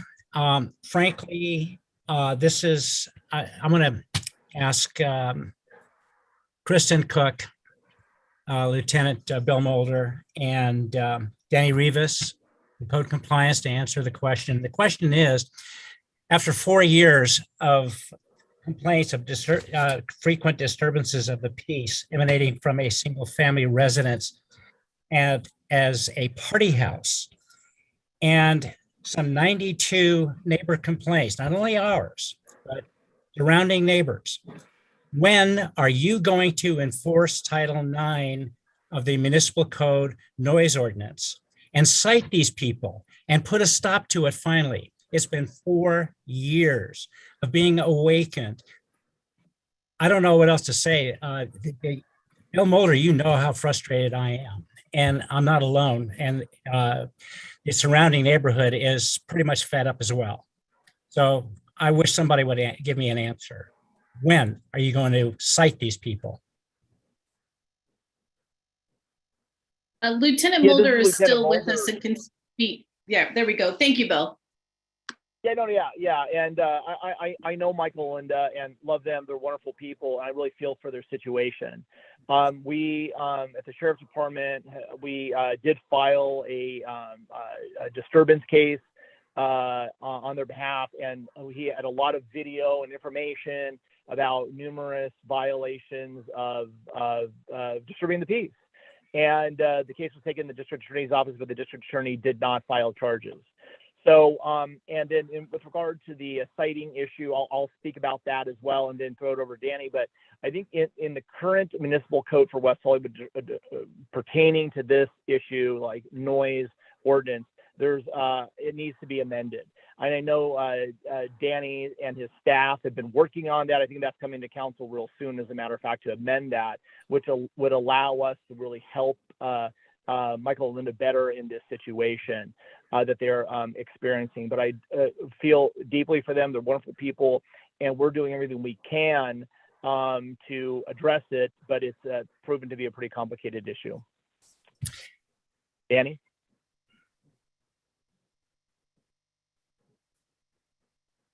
Thanks, Lieutenant Mulder. And yeah, that is accurate. Right now, currently, the loud parties and gatherings section in our municipal code only provides for misdemeanor citations to be issued for such violation. Yes. And so when you issue, which a misdemeanor citation is considered a criminal citation, that means that the enforcement officer has to observe the violation themselves. and not rely on other information that's provided by other persons, or in this case, yourself. And so what we will be bringing to City Council will be to add a secondary a penalty, if you will, and that being an administrative citation. It will still follow along the same lines in terms of an enforcement officer having to observe the violation in order to issue that citation, but it will also provide an opportunity for information to be provided to us if an enforcement officer doesn't get out there, at the time that the noise is occurring and the nuisance is occurring, and then will allow us to issue that citation. So as Lieutenant Mulder mentioned, we will be bringing that before City Council and hopefully getting some resolution to that. And Mr. Poles, it's great to see you. I know I haven't seen you for some time, but I know we've chatted. And yes, but we'll certainly be connecting with you and your wife and giving you an update on that. Mr. Rivas, let me interject if I may. If I, as a forensic expert witness, can go into court and produce videos with audio to substantiate an issue, in fact, and certify under penalty of perjury that the aforementioned documentation is correct and I generated it, why can't I produce same video with audio showing these parties and the noise emanating? You sat on my couch in my living room and you clucked your tongue and shook your head as to how horrible this situation is. Why can't I submit videos as I have in the past and have it stand as evidence? Yeah, and Mr. Poles, that's what this amendment to the noise ordinance would provide, because right now it doesn't give that ability to do that because of the criminal citation misdemeanor offense that's specifically tied to that subsection in our noise ordinance. So by adding that administrative citation process, which doesn't require that, then that will provide us the ability to do that. All right.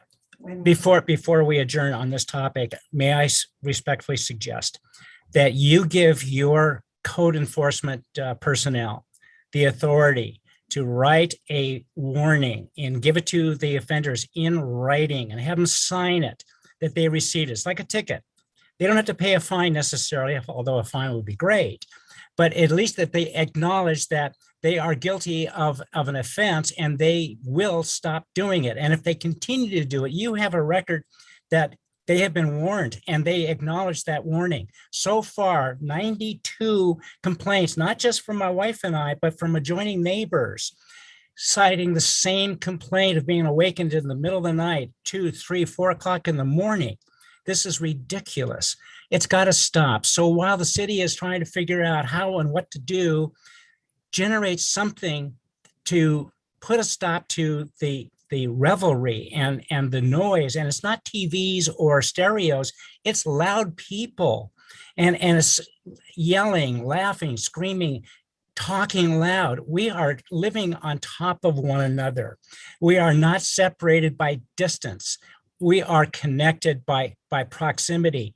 And we need your help. And it's not just my wife and I, it's everybody in the city who is losing sleep over unnecessary noise. So please, I'm asking you, do something and do it now until you can amend the municipal code. I thank you very much. You got it, Mr. Poles. Thank you.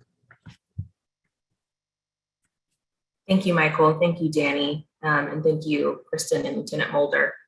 We'll take, there's only one more hand raised, so we're going to go to this person and then we'll go back to the Q&A. Wes, you've been promoted to a panelist, so feel free to speak. Okay. Hey, folks. Hey, what's up? So I just wanted to say I'm really excited about a lot of the improvements in the community garden. I've been looking forward to that coming back every time I've driven past that plot. And on that note, on the Eastside Farmers Market, I don't know if you have the EBT program that some farmers markets have. I know East Hollywood has had that for years, and the Eastside would be a really great place to try to do that if that's not already in place, because improving healthy fresh food access to our unhoused and like kind of working for a population that have EBT. You know, I have EBT, I would use it. I kind of consider myself in that like economic class, you know, honestly. And then really the elephant in the room is the encroaching vaccine passports at the county and I think LA City and the state level too. It's been introduced under a transportation bill. So for those same demographics, like, you know, poor people and homeless people especially, and then also like people with chronic disabilities. Like I'm someone who lives with a chronic medical disability, and so vaccination is like a really careful decision I have to make. So the potential limitations that are going to be placed on me and many other people in that situation with vaccine passports is going to be like a really big, impactful issue that the leadership of West Hollywood has a special responsibility to address. I mean, Lindsay Horvath, you banned unvaccinated people from your campaign like kickoff event for the public. John Erickson, you've been goading and glibly posting memes celebrating restrictions for unvaccinated people from that movie, Legally Blonde or whatever, I don't know. And John D'Amico, one of my friends who's a survivor of EDBA, who was chronically instably housed and lives in West Hollywood. He's a good man. He does good things for the community. We just got him his housing voucher placement like sorted out. And now with the vaccine passports encroaching, he feels like he has to flee the state with no plan. So he's already been shat on by the city. And now he feels like a refugee. So this is something that you really need to take seriously, not for my personal sake, but for yours too. I mean, for people that, you know, are happy to be vaccinated, if they fall behind on the schedule, and then they will be in the same situation as people that are choosing not to be vaccinated or cannot be vaccinated for medical or religious reasons. So I know it's late, but you need to all sit with that very seriously. Thank you. Thank you for your comments, Wes. Hi, so we are in the process of offering the EBT. We started with CalFresh prior to the pandemic. However, when that hit, they kind of put everything on hold for us. But we're hopeful that by the first of the year, those opportunities will be available to patrons of the farmers market. So it's in the works. Thank you, Steve. So we will move forward with a few more questions in the Q&A. I believe we have a few in regards to tenant protection. So Jonathan Hollab, these will be for you. The first one is from Josh Kirby's. Does the LA County eviction moratorium for the Ellis Act evictions in September 30th as well? If so, can the county or city extend that beyond September 30th, considering we are still in a declared emergency? The answer to the first question is yes. If the county moratorium expires, then Ellis evictions could resume.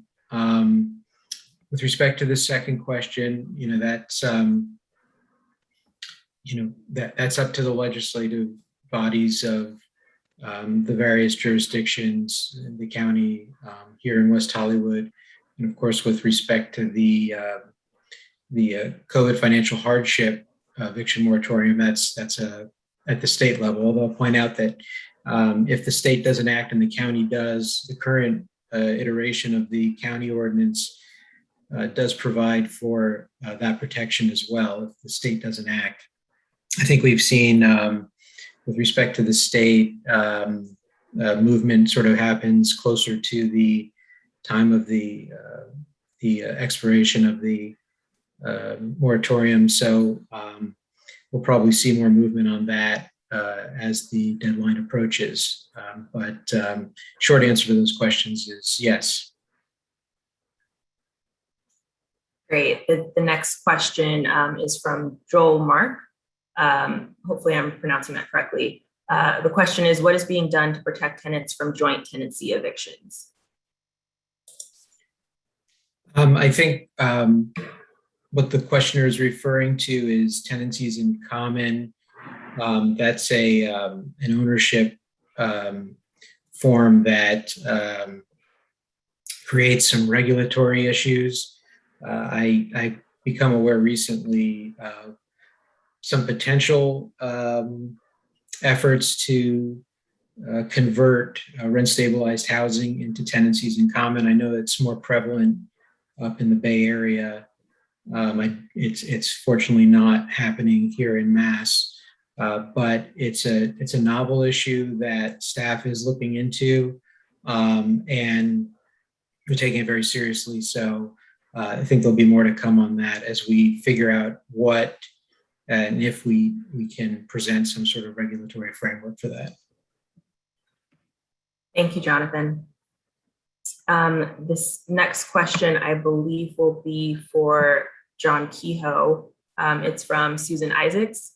The question is there an ordinance requiring developers to build scaffolding and to wrap the scaffolding as a building grows from the ground up? 9001 Santa Monica Boulevard, a 5-story building, was without wrapped scaffolding for several months, allowing a hammer to fly off the building and miss a tenant and his dog by less than a foot. Request for wrapped scaffolding went unheeded for many months, exposing the public to potential safety hazards. Hello. I don't believe we have anything in our code right now that requires that.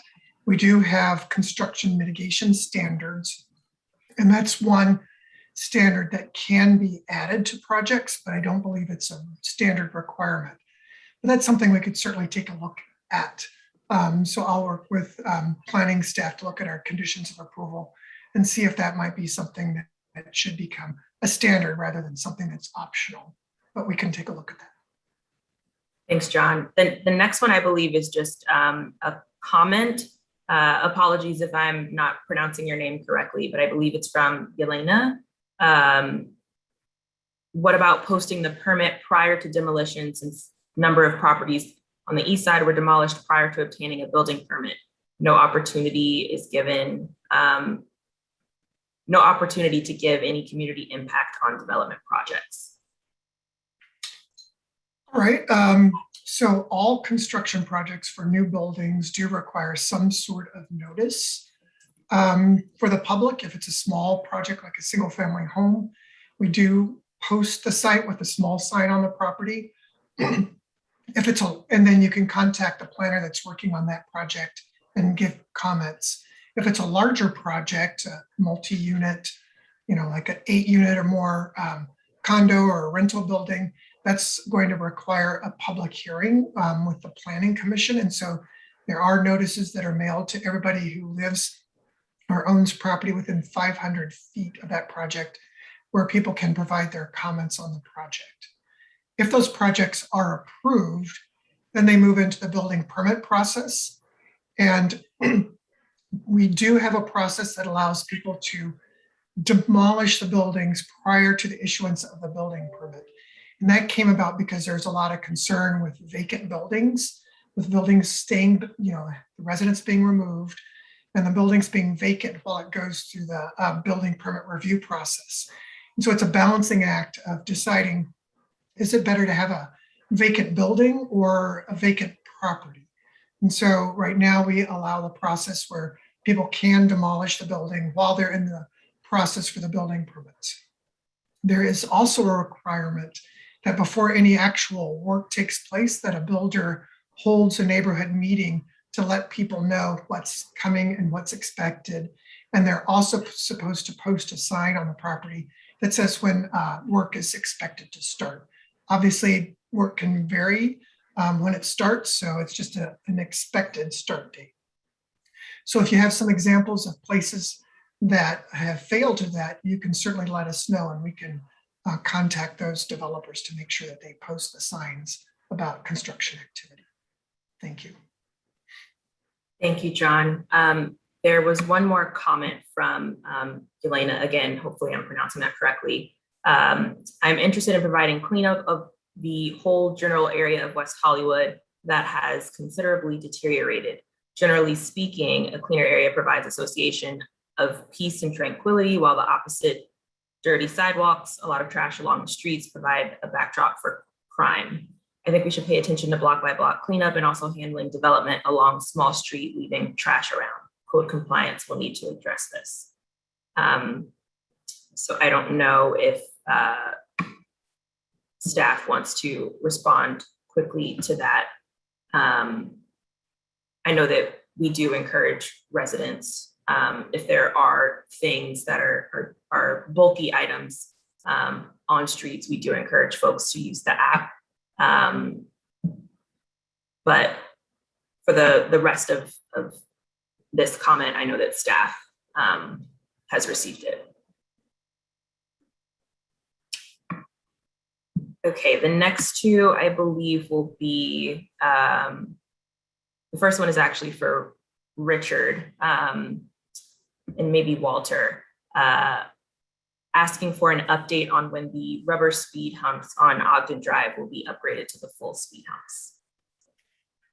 Well, actually, those rubber speed, we call them speed lumps, those are the permanent design that's used in West Hollywood. The difference is there's speed lumps, which are those rubber things that have gaps, a couple of gaps across the street. And then speed humps are the asphalt ones that are much larger, but they do not have gaps. West Hollywood has those gaps in the speed lumps so that fire trucks can go over the bump without slowing down as much as they would have to do if it's one of the asphalt speed humps. And as well as bicycles can cut through without being inconvenienced by the bumps. So those are the permanent designs that West Hollywood and many other cities use, as opposed to the asphalt speed humps. So those are not temporary; those are permanent designs. Great, thank you, Richard. The last question that we have is from Tony Sandoval. I believe this will be for you, Kobe. There's a major street parking issue where in many cases a single car will take up the space where 2, sometimes 3 vehicles could be. Can parking dividers be painted along the streets?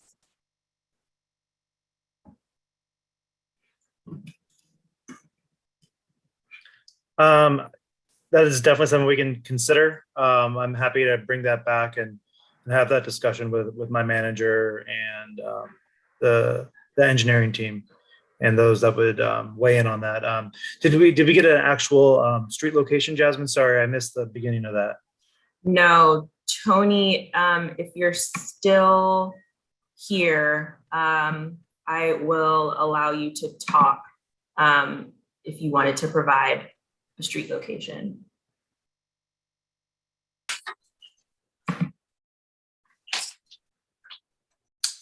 Hi, can I be heard? Yes.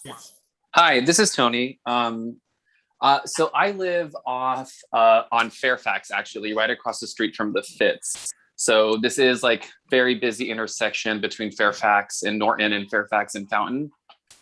There are parking dividers in front of the post office, and parking dividers like that, just simple lines that help guide other neighbors, other visitors. Like the main issue is a lot of visitors visiting people who live in the neighborhood are parking inappropriately and really taking up a lot of space that would otherwise go to people who actually live in the neighborhood.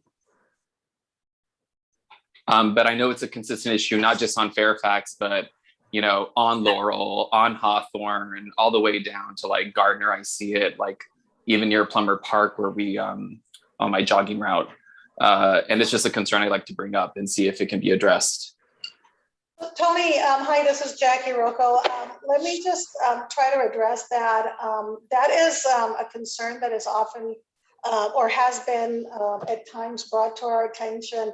And the concern with it is that, parking Ts are marked at commercial parking spaces where you have a meter and they have to be a legally sized space, which is 20 feet. So when you see those on a commercial street like Santa Monica, or like you said, on the side of Fairfax that has meters, those markings have to delineate that legally sized space. When you move into residential areas, it's a totally different situation. And actually, when you begin to, if you try to delineate those areas, you actually end up losing parking, because then by law we have to make them a legal size. So it is one of those things that it's an issue of courtesy that, we see that people, don't necessarily follow that, or sometimes it's just the timing. There may be two large vehicles parked at one time and they leave, and then smaller vehicles come and they're able to accommodate themselves in the same space. But what we have found is that, if we were to do that in residential areas, and that's why you just don't see parking Ts in residential areas. And it is because, while it seems on the surface that it would add or address the concerns, we actually could end up losing parking. And that's one of the reasons that we don't recommend doing that on residential streets, because it may actually make the problem worse rather than improve it.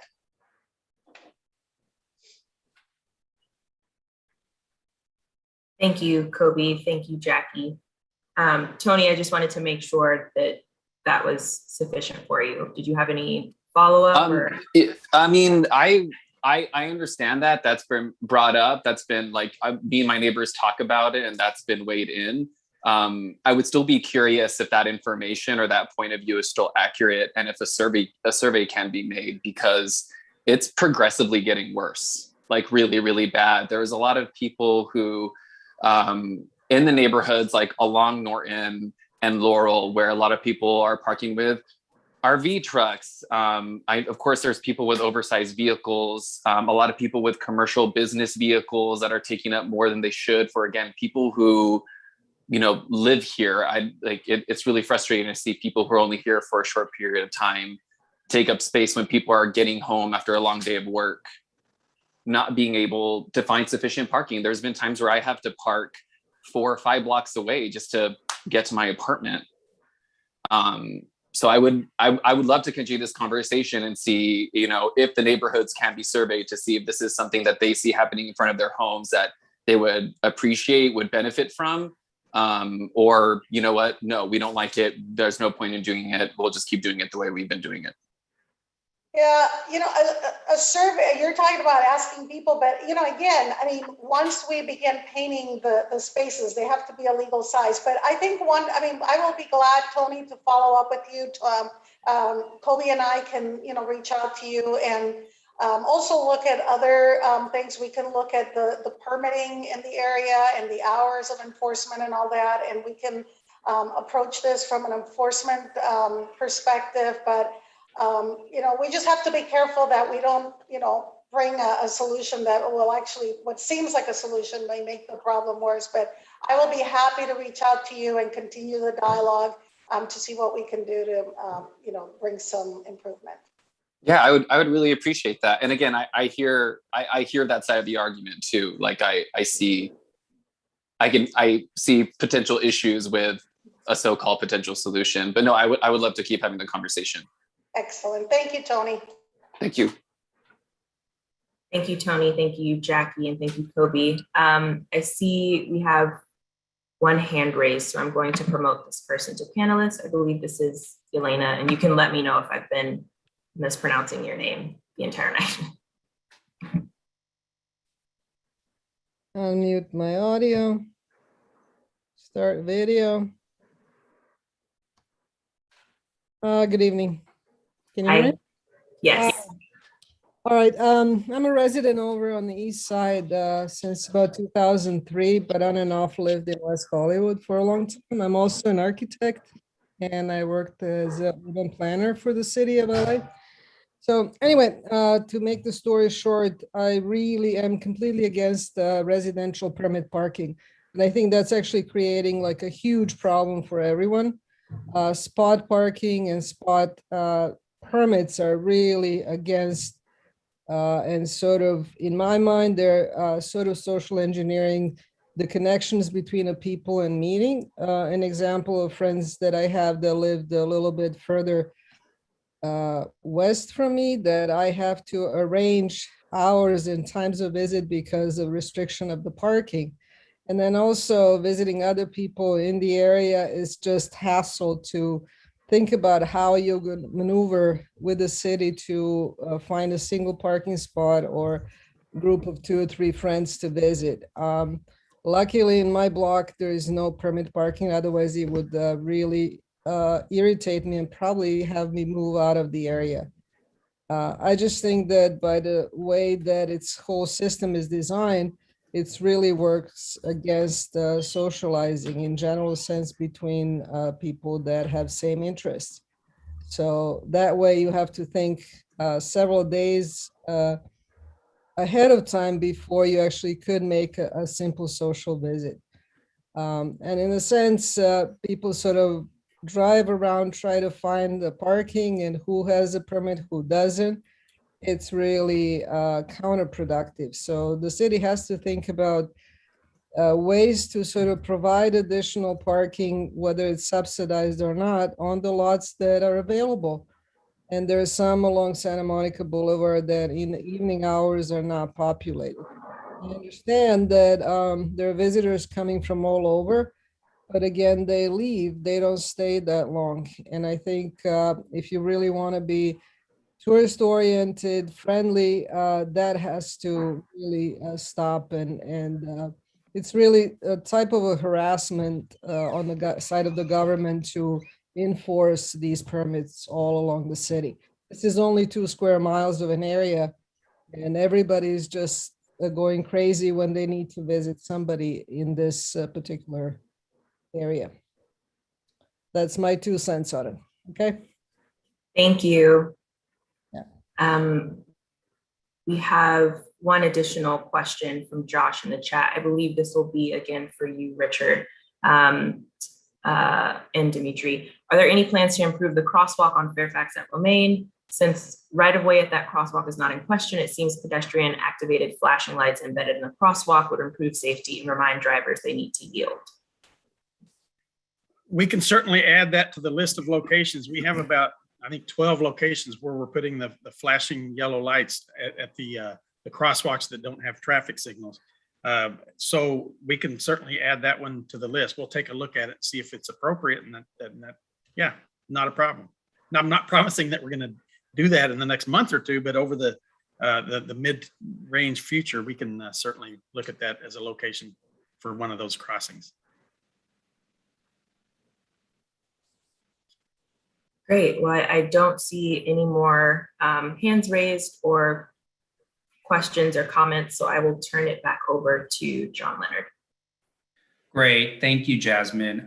So I just wanted to wrap everything up, say thank you to all the community members and everybody that attended and asked lots of questions.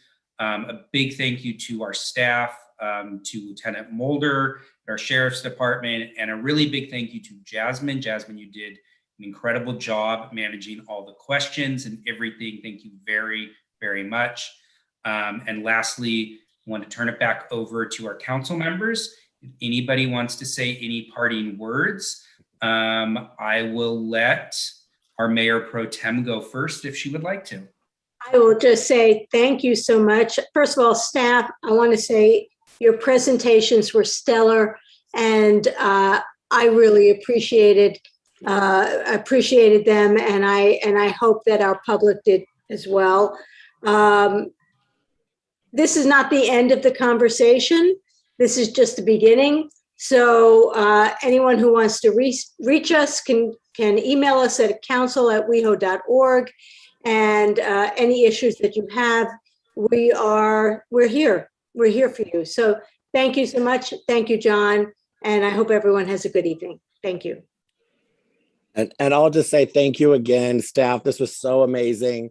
I brought Winnie on to say thank you. She was very happy. I know Yola's still on, so I wanted her to say hi to Yola. But Jasmine, you're an angel. Thank you for taking all of this time. And really thank you to everyone, and looking forward to continual conversations as Winnie now runs away to go back to sleep. Great. Thank you, everybody. And if there's any further questions or any needs, feel free to reach out to Jasmine, myself, or the council. Thank you, and have a great night. Good night, everyone.